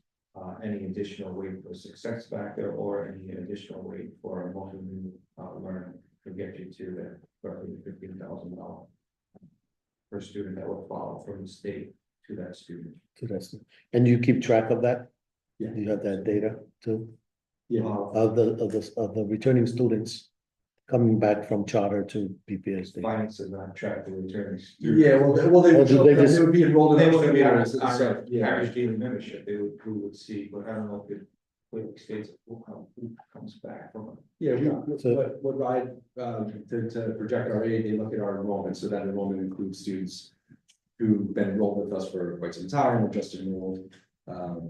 But that's how they calculate aid, is based on our enrollment. Enrollment, okay, and, do you know, how many kids come back from, charter school? That I don't know. I mean, we are projecting, I don't know the exact number for next year, but Achievement First is not adding a grade next year, and so those students will kind of age out of that school. Yeah. And so we expect some to come back, but typically, students that are, if they're enrolled in the charter, just like if they're enrolled in one of our schools, they'll stay. It's typically kindergarten or sixth grade or ninth grade where we see students making choices about going to a different school. Couple more? Yeah. Again, going back to some of the revenue. There was an JROTC program, Hope High School, now it's Essential. Is that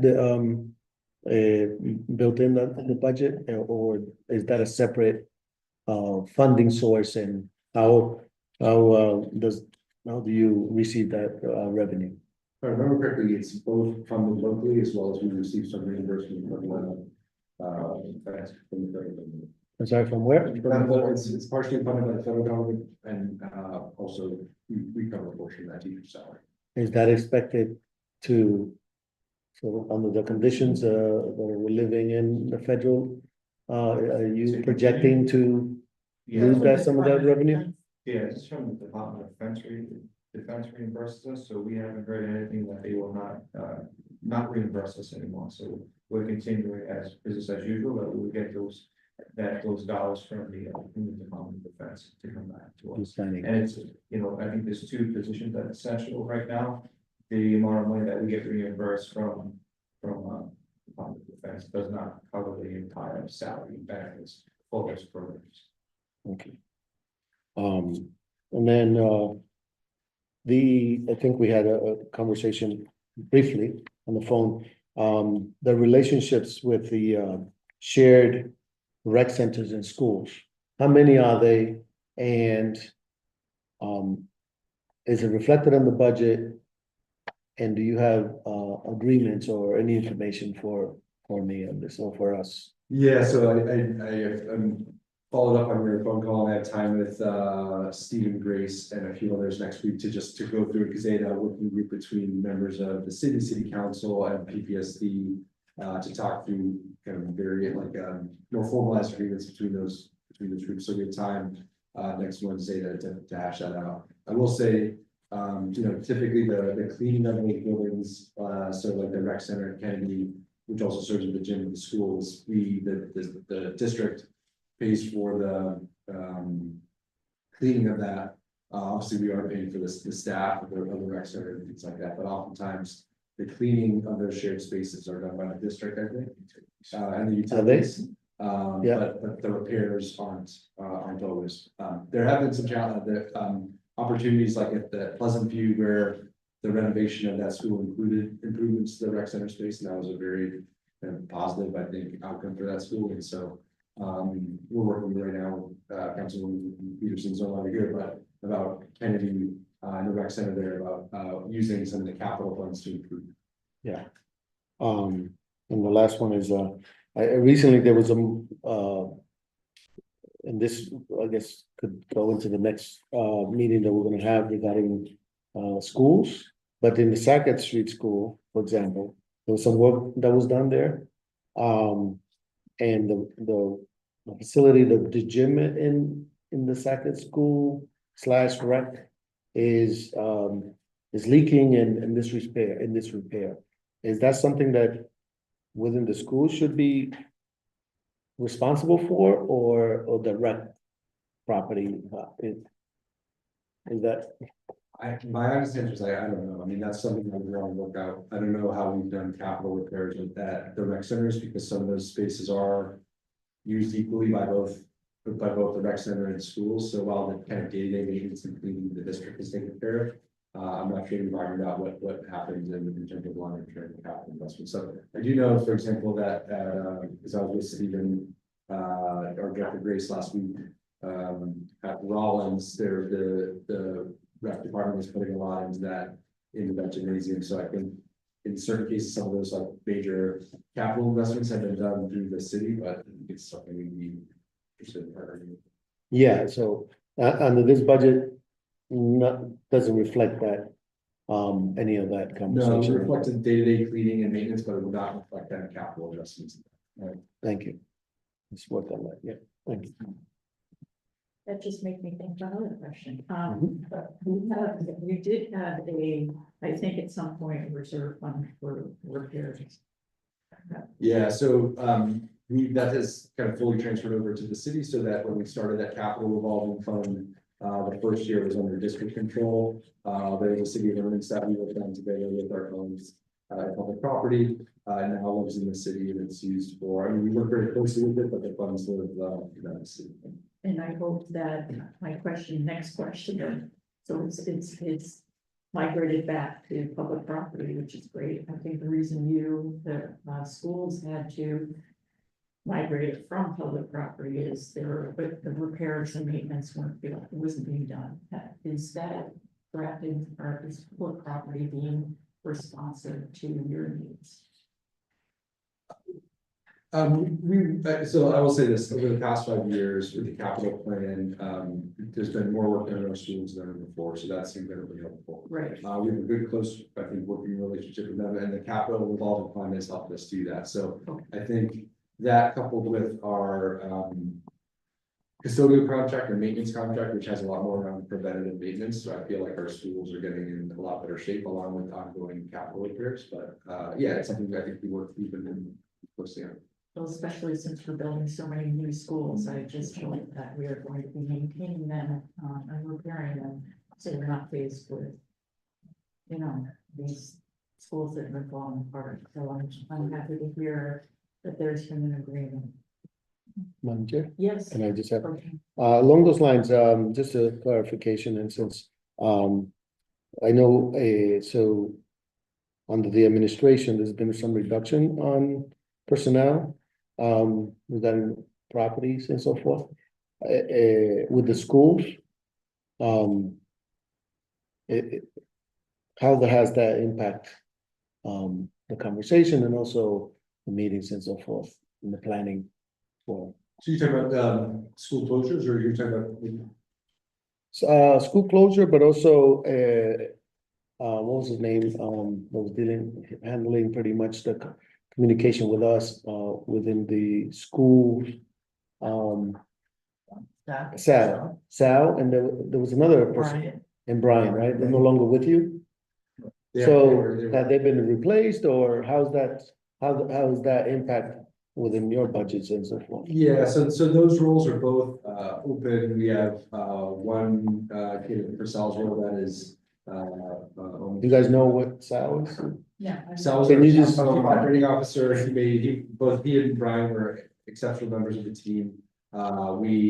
They don't live far away, so we often bug them to help us out in their wonderful colleagues, but we're actively recruiting for the replacements. We are nearly there with the replacement for Sal's role, and also have some good candidates for Brian's role. We did capital planning facilities, so obviously critical roles to fill as we're doing all this capital work, and so we're excited that we've good candidates to fill. And so there's no major impact on that, along also within the state and procuring the funding for that, but that's not going to impact it. No, we don't, I mean, it's a lot to carry without them, but we're not concerned about that impacting our ability to do. So now it's on your shoulders, is that what you're saying? Yeah, yeah. Oh, It's a lot- that's what I was getting at. All right. We have a lot of support And then- from our colleagues at Riot, in particular around a lot of the capital work, so that's incredibly helpful. Sure. And then, the newcomer school, how's that, is that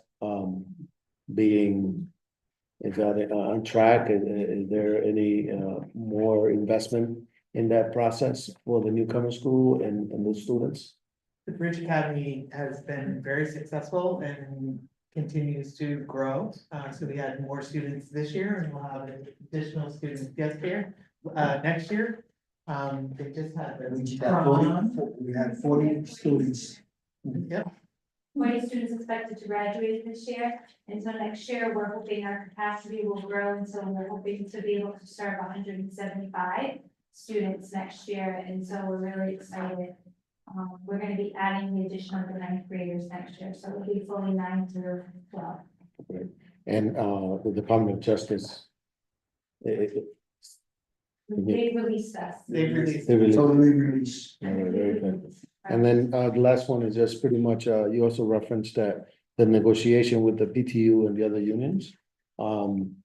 Is there an end date with that, or do you have a calendar of when they should conclude? And is the negotiation being handled by at your level or by RIDE in the state, since they run the show over there? Yeah, so, we're very, our goal has always been to have a PTU contract signed prior to the end of the school year, so everyone can go home prior to the summer. And I think we're on track to do that, obviously some things to work out, but, so that's the furthest along. The other two contracts, we're furthest along with 1033, but we've got the next few days that we still have some work to do with them.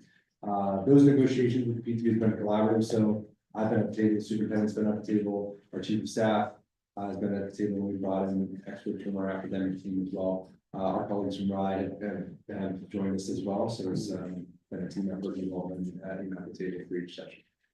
Thank you. Thank you. I think we have another question, not so recent. A few questions.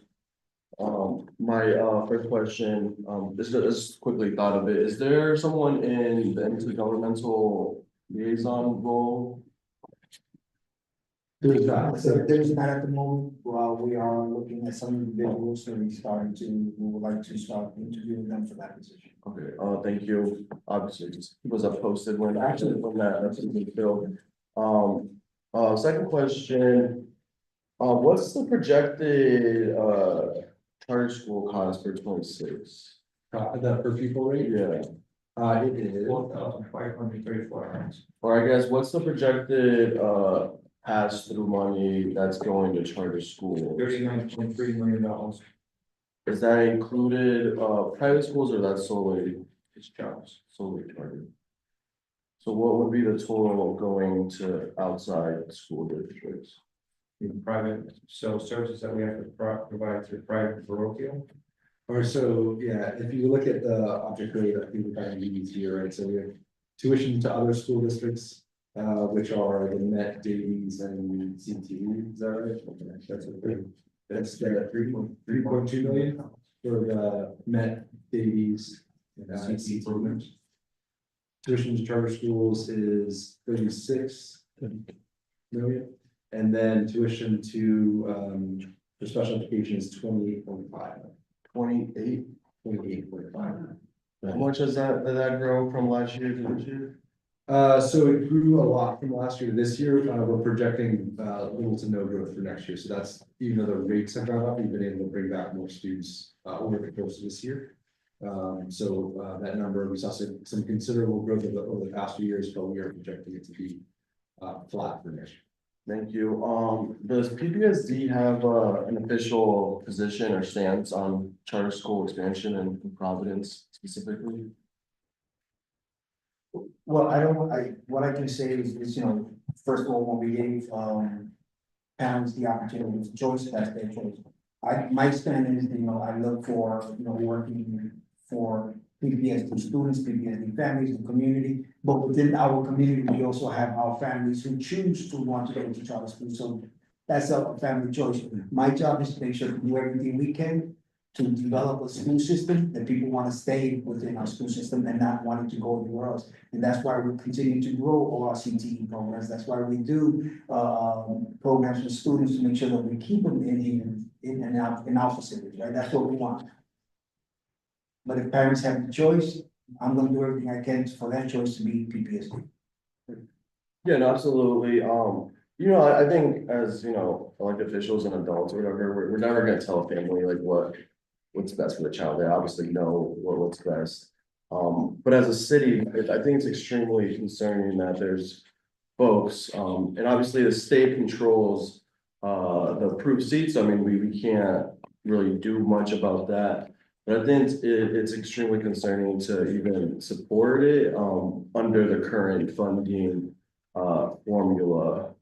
And I really don't know too much on how it works in other states. But I know in Mass, for example, there is a cap on percentage on how many charter school seats can exist in a certain community. So without us having, voices out there, ringing the alarm on how much charter schools is expanding, and then the combination of not having a gap. I'm severely concerned on just the financial aspect of the impact that this is causing to our public school district. I'm not sure if anyone has any other comments or opinions, but yeah. But that is why we continue to grow, A, our CTE programs, B, our pre-K age school, making sure we have the facilities, the support staff, and making sure that we do everything we can to have our families decide that, Providence is the destination of education. And we're doing everything to live up to that and continue to work forward, push forward, making sure we give them every opportunity to be successful within our programs. Fair enough. Thank you, Superintendent. Cool. Yeah. No, like, you can- It's about, thank you, for the charter schools. So for the students in our schools and the public schools, obviously you guys have this whole budget breakdown of how much we're spending per school and what's going on. For the 36 million that we send to the charter schools, after we send it, do we have any reporting from them besides what they're legally required to provide them to their boards? Like that's all then controlled by their independent boards of directors, right? So we don't have any say or special knowledge of it. I mean, we do get, we do check enrollment for invoicing, so it's not just, once it's approved, it's out there, so there's Yeah, confirmation of enrollment, but you're correct. but not at like the level that they are. Okay, back to. Yeah, I saw a couple more. I know everyone's getting hungry, including myself. My next question is, what is the internal plan to make sure that every classroom has a permanent certified teacher? I mean, we're struggling to do that already, and I think that's something that everyone should be more concerned about, not just you guys. Like I always say it when fire and police are in front of us, when they state the fact of losing officers and retirement, and my quick response to that is we have hundreds of classrooms without a certified teacher right now as we speak. So unfortunately, unless the city and the school district and the state acts bold and finds other revenue sources, what is the projected plan to try to obviously thank enormously to the substitutes that step up and fill the classrooms, but I think everyone in this room will agree that our students deserve a certified teacher in front of every classroom. So I guess just in the combination of our projected financial struggles, not only the school district, but the city and even the state. And going forward, we already have so many substitute teachers in our schools. I guess what's the plan to try not to make that number grow and eventually be in a place where every student has a certified teacher in front of them? So the first thing we want to look at, and want to make sure that everyone's clear that the teacher shortage is not just in Providence, it's not just in Rhode Island, this is around the country, right? Second is what do we do to say, okay, how do we put a program? So for example, grow your own program. Then we have our TAs going to get certified, doing the classes that they need to become teachers. That's one. Two, we also making sure we do early recruitment, we're trying to go out and make sure we hire earlier than before. So those are some of the things that we're doing to make sure that we're trying to bring in the best teachers we can back to the district. But this is not just happening, this is happening around the country. Yeah, and I'll have Gina chime in. But one kind of a big one of the things we work closely with Annenberg to analyze our staff, and one of the big takeaways has been. While the kind of number of vacancies hasn't changed a ton since 4 or 5 years ago. The proportion that are in high need areas like special education, math, are through the roof. So 4 or 5 years ago, 40% of our positions were in high need areas, now 70 to 80% are. So we are facing, it's not only just, it's not the common like a elementary classroom where you're often finding, it's in a math classroom or it's in a special education classroom. And so a lot of what we're doing is, it's not tapping into the pool of teachers better, it's actually growing the pool ourselves. So we can talk with some of the work we're doing around grow your own, recruiting overseas, so we're going, close working relationship with the Embassy of Spain, as well as certification and other things that allow us to retain people. Yeah, that's what I was also superintendent, but we're doing a lot of work to invest in our adult pipeline, so growing programming that we've launched in the last few years, and we're continuing to grow year over year. We think that's gonna be a really powerful pathway, in our workforce, which is great.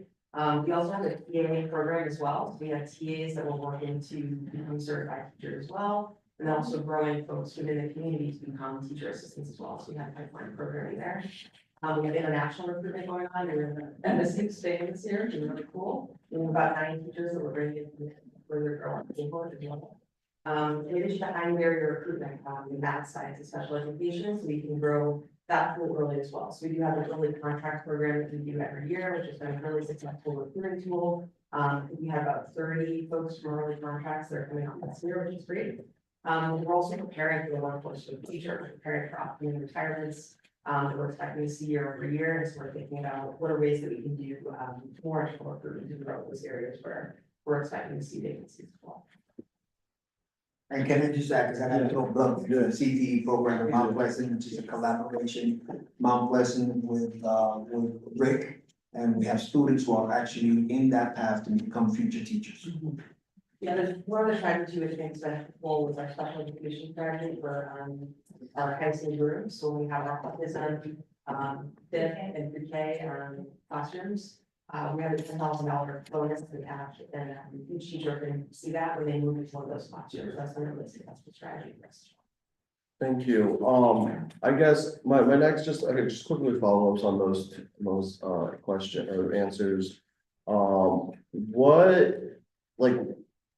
What do we need to do to get to a point where we're not laying off teachers or like reducing the amount of teachers? Because I think like that's like, even if it's just like 5, like, you know, that's obviously creates a disruption in certain pockets of our community, and with like the social media, the morale just really it seems to be impacted. So like what, and a quick follow or just like attachment to this, like here in the city, our budget's a little bit over $600 million, but one of the first things we communicate to our constituents is about 25-30 million is actually what this committee has in terms of flexibility and control. So out of like your full budget, what is like contractual and fixed, and what, like how much like of that, I think it was like 429 million or so, I don't know, but you guys know, but is actually in play when you guys are proposing your budget?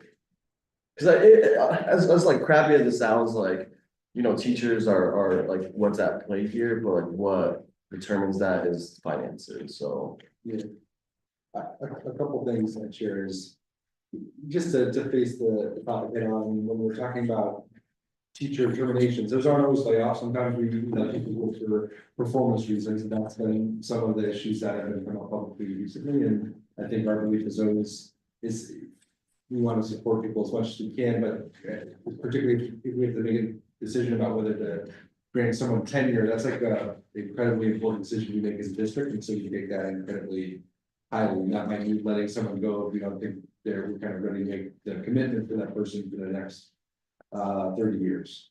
You know, I think on teacher, when we do have to reduce positions, you know, 2 things I would say is as we see enrollment declines and we see fewer students, those are the choices we have to make to, you know, to have less staff. And you know, when you have, if you have more staff, in certain areas than you need, that actually can exacerbate some of the vacancy problems we talked about earlier. So it's not something anyone likes doing or enjoys doing, but we do, when we see changes in enrollment, we have to make decisions about changes to that. So it's in room, you have the class, and you have the classes, but you also have to look at what certifications the teachers have. Just because a teacher has a certification and may be certified in science. When we have all our sciences classes covered, I can't just take that teacher who's a science teacher and put him in a math class and put him somewhere else, because it's based on certification. And then, just quickly, it does say on this graph, your projected, budget's gonna be 461 million. Do you guys have an idea of like what you can actually, like what's actually flexible? I guess I don't know technology or. Yeah, no, Chris can chime in. I think a number of that is fixed in the same way that the city's budgets are. So we have a certain number of costumes we need to fund. We have our transportation that we provide, custodial, things like that, benefits. So that number adds up fairly quickly. Could you run a school with just a principal and no assistant principals? And like that, I guess that's a question about whether you just consider those discretionary as well. But you know, we are the vast majority of our funding goes to support salaries. Many of those salaries are for costume positions, so the amount of flexibility there is fairly limited too. Fair, thank you. Just two more questions. First question is like completely, like way out there, but just out of curiosity. I don't know if anyone here is in a position to answer, but if a student is unhoused, how does the school district support them? Or like, what's the process? It's more. Yeah, it's, yes, so there's, between it though, where if they're unhoused and maybe temporarily housed in Cranston, for example, they can remain a Providence student while other support services kick in to surround the family and try to get them rehomed and back into their area, but we don't disrupt their education because of it. And provide transportation regardless of where they are. Yeah. So, Transportation. Yeah. so my question is the increase in transportation cost, how much is that, how much of that is related to homeless? The homeless, the unhoused. Yeah, Population. it's a non-trivial amount, in part because the way it's set up is if a student is unhoused or displaced, the transportation for that student is split 50% between that student's school district and then where that student resides. So because Providence has a number of shelters, we pay for 50% of the number of students who are not enrolled in Providence schools or enrolled in neighboring schools. But because of that, we are required to transport them. So I think on an annual basis, it's close to $1 million to cover. Million? Yeah, to cover students that don't, you know, are unhoused and reside in Providence, but are being transferred to others. Or if they're doubled up, What's that? or if they're doubled up with another family, That's or like it's not able enough, then we would transport there. Thank you. I actually have two more, and I promise you can hold me accountable to this last. Thank you, Chairwoman. The first one is, what led up to, or can you shine light on the internal discussions that led up to the school district not funding, city year this upcoming year? Yeah, I'm happy to start. So city year had historically been funded out of our title pool. And we had some increased needs for other programming that we needed, that were kind of bare minimum that we felt we needed to cover. And so we kind of communicated that for the start of this year. We had to make a number of difficult reductions. That was one of them. We have not been able to identify additional funding to support over this kind of year. No, I mean, we've had multiple conversations with the city here. We was upfront, it was transparent, it was very clear that we just didn't have the funds for it. And for the amount that they were asking, the price that we're asking, we just did not have the financial backing for it. would love to work with them, but if I don't have the finances, I can't have the services, then I'm gonna do it for free, so. So you can confirm it was a financial decision, most part. That's right, thank you. And my last question, might be a little long and complicated, but it's something we've discussed here a handful of times in different spaces, and it comes down to the construction or renovations of new school buildings. So for quite some time, we've been told, not just by the PPSD officials, but public property and the mayor's administration, by 2030, the goal is to have every student in to have access to a new or like new facilities. So we're up to phase 4 by the time 2030 is done. But unfortunately, that doesn't include every current existing building. So with that action happening and the projection of enrollment decreasing, there's a handful of probably like 10 or so school buildings that are not included in that list. That essentially in my lens are being projected to be closed. And no one's really like talking about it or being like transparent, which is something that's really concerning to me. If we know that these actions are gonna have these implications, why aren't we starting those conversations now? So yeah, I don't know if you guys can answer that or if you have any thoughts or comments on it, or if I'm mistaken, please correct me. No, so I will say this, there have been no schools that have been identified for closure in the future. But we do expect enrollment declines to happen if everything goes as it's trending now. So I think we're trying to prepare for a world where it continues to decline or it actually reverses course and increases. So I think the idea is that by 2030, we'll have enough seats in our new schools.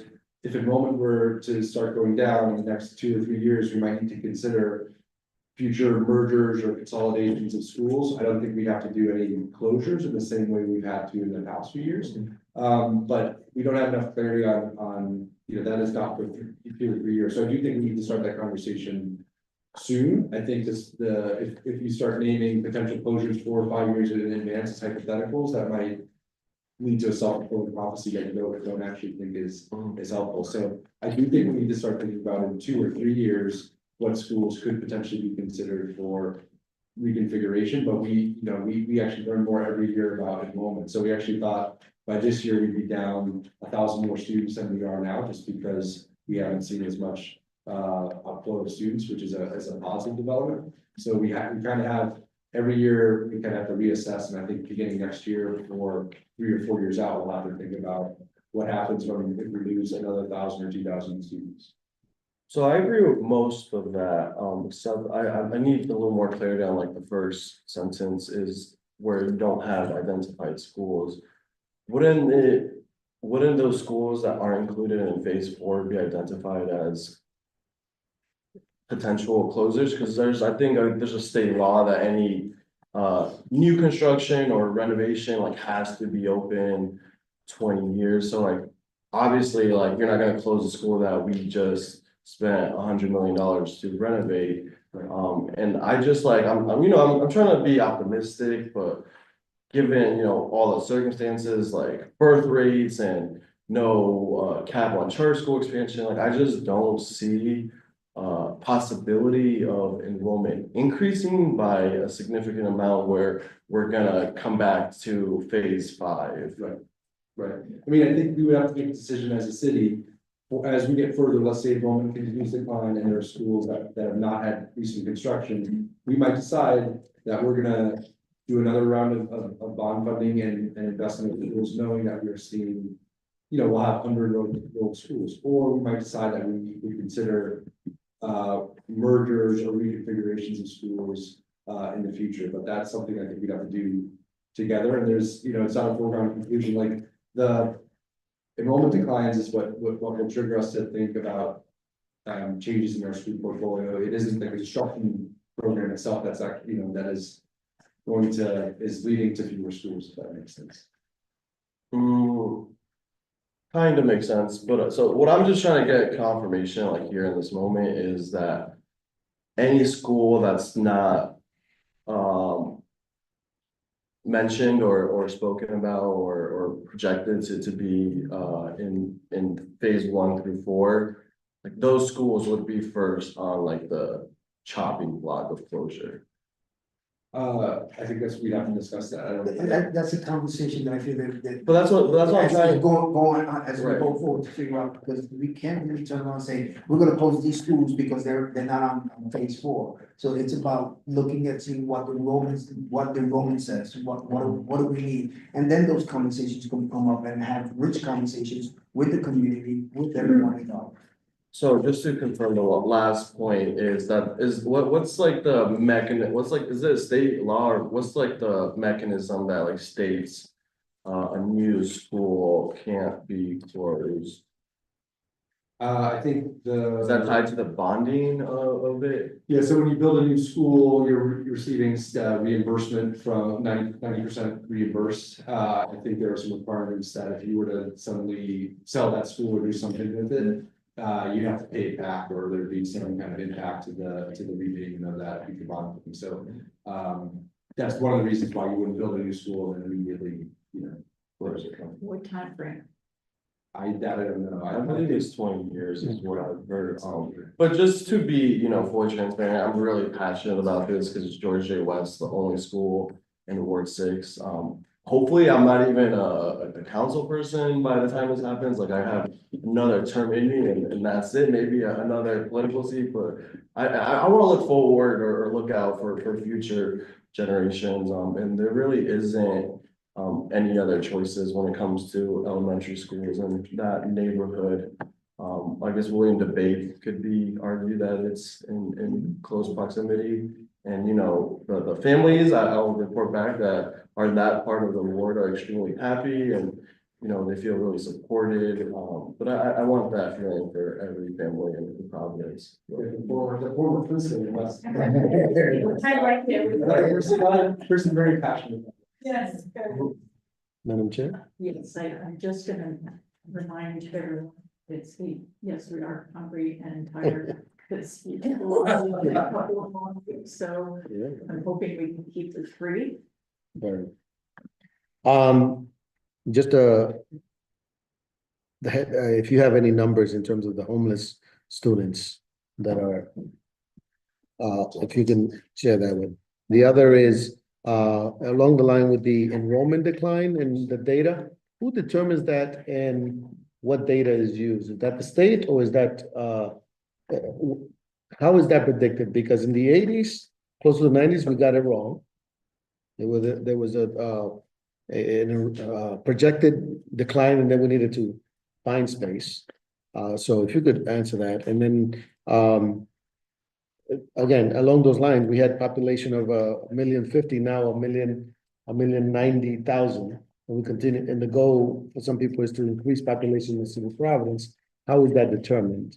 Right? And then my last thing is, I'll yes. Yeah, so enrollment for the revenue purposes that's done by the state is very. I wanna speed it up.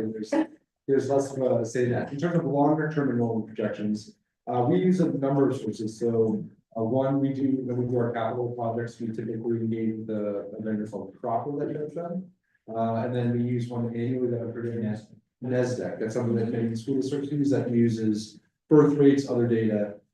So we use that. We use our own internal data on what we see kind of annually year to year, and we use that to make the best kind of estimate and projection on what the future looks like. And what we found is they're typically very good for the following year, pretty good for the year after. Then after that, it gets harder and harder to assess because there are so many variables. It's not only about the birth rate 5 years ago. It's about, as we've learned, recently, it's about immigration, and we often are a city that's fortunate that has a number of students coming in throughout the year because we have students from out of state or out of the country. We've seen changes in that recently.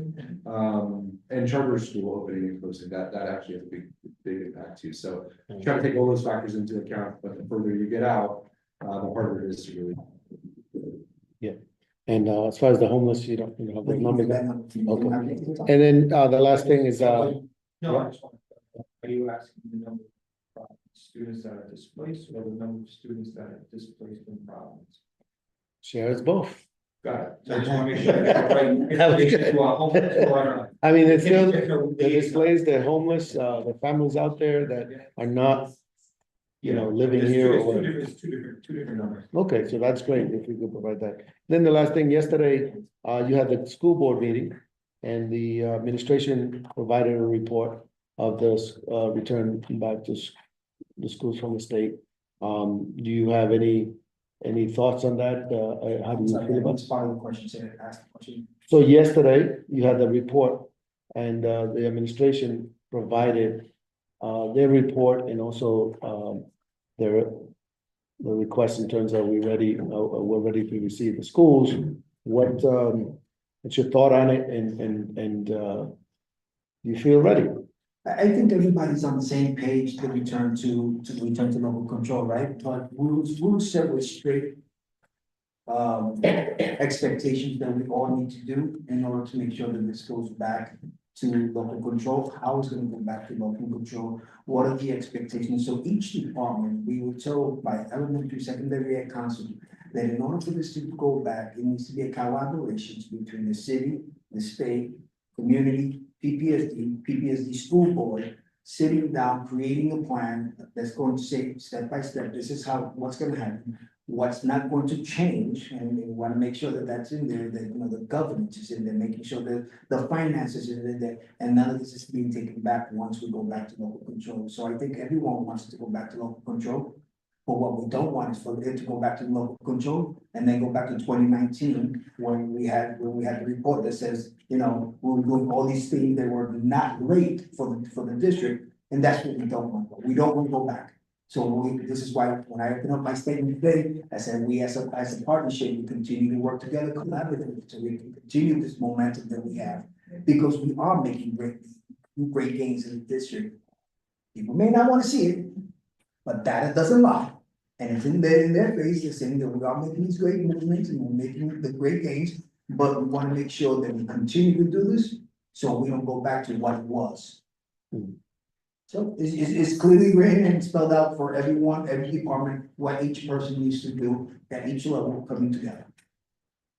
So your estimation is pretty much that there's still some We're pieces working, we're working. missing because that's what. Yeah, there's some missing pieces, and And, it's about coming together to the table, working together, and we're well in the process of, you know, working together as a working group, where all these individuals are in the room, right? And Mr. From RIDE, where we're doing the work and absolutely making sure that we do this work. We have the guidance. Thank you, Bertha. I'd like to finish by saying I really, appreciate your, thoroughness on the report tonight. We had a lot of data to review, and I think this goes a long way to, you're right, return to local control and us working together, collaboratively, on the budget moving forward. So I'm most appreciative of the efforts. I was thrilled to see the data that you had on the improvements. I mean, that really speaks volumes. And so, you know, I just am very encouraged that when we do return to local control, that we will be working well together. The last question I'm gonna ask, just because I have to, is Karen, is your budget balanced? Yes. Okay. Okay, let me ask you.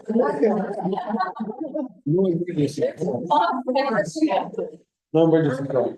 Yeah, it's balanced, yeah, so we're not running any kind of deficit running forward. I just want to have a record at the very end of the. Perfect, well, that sounds to me like we're really headed in the right direction. All right, well, with that, I'm going to thank you again, everyone, very much.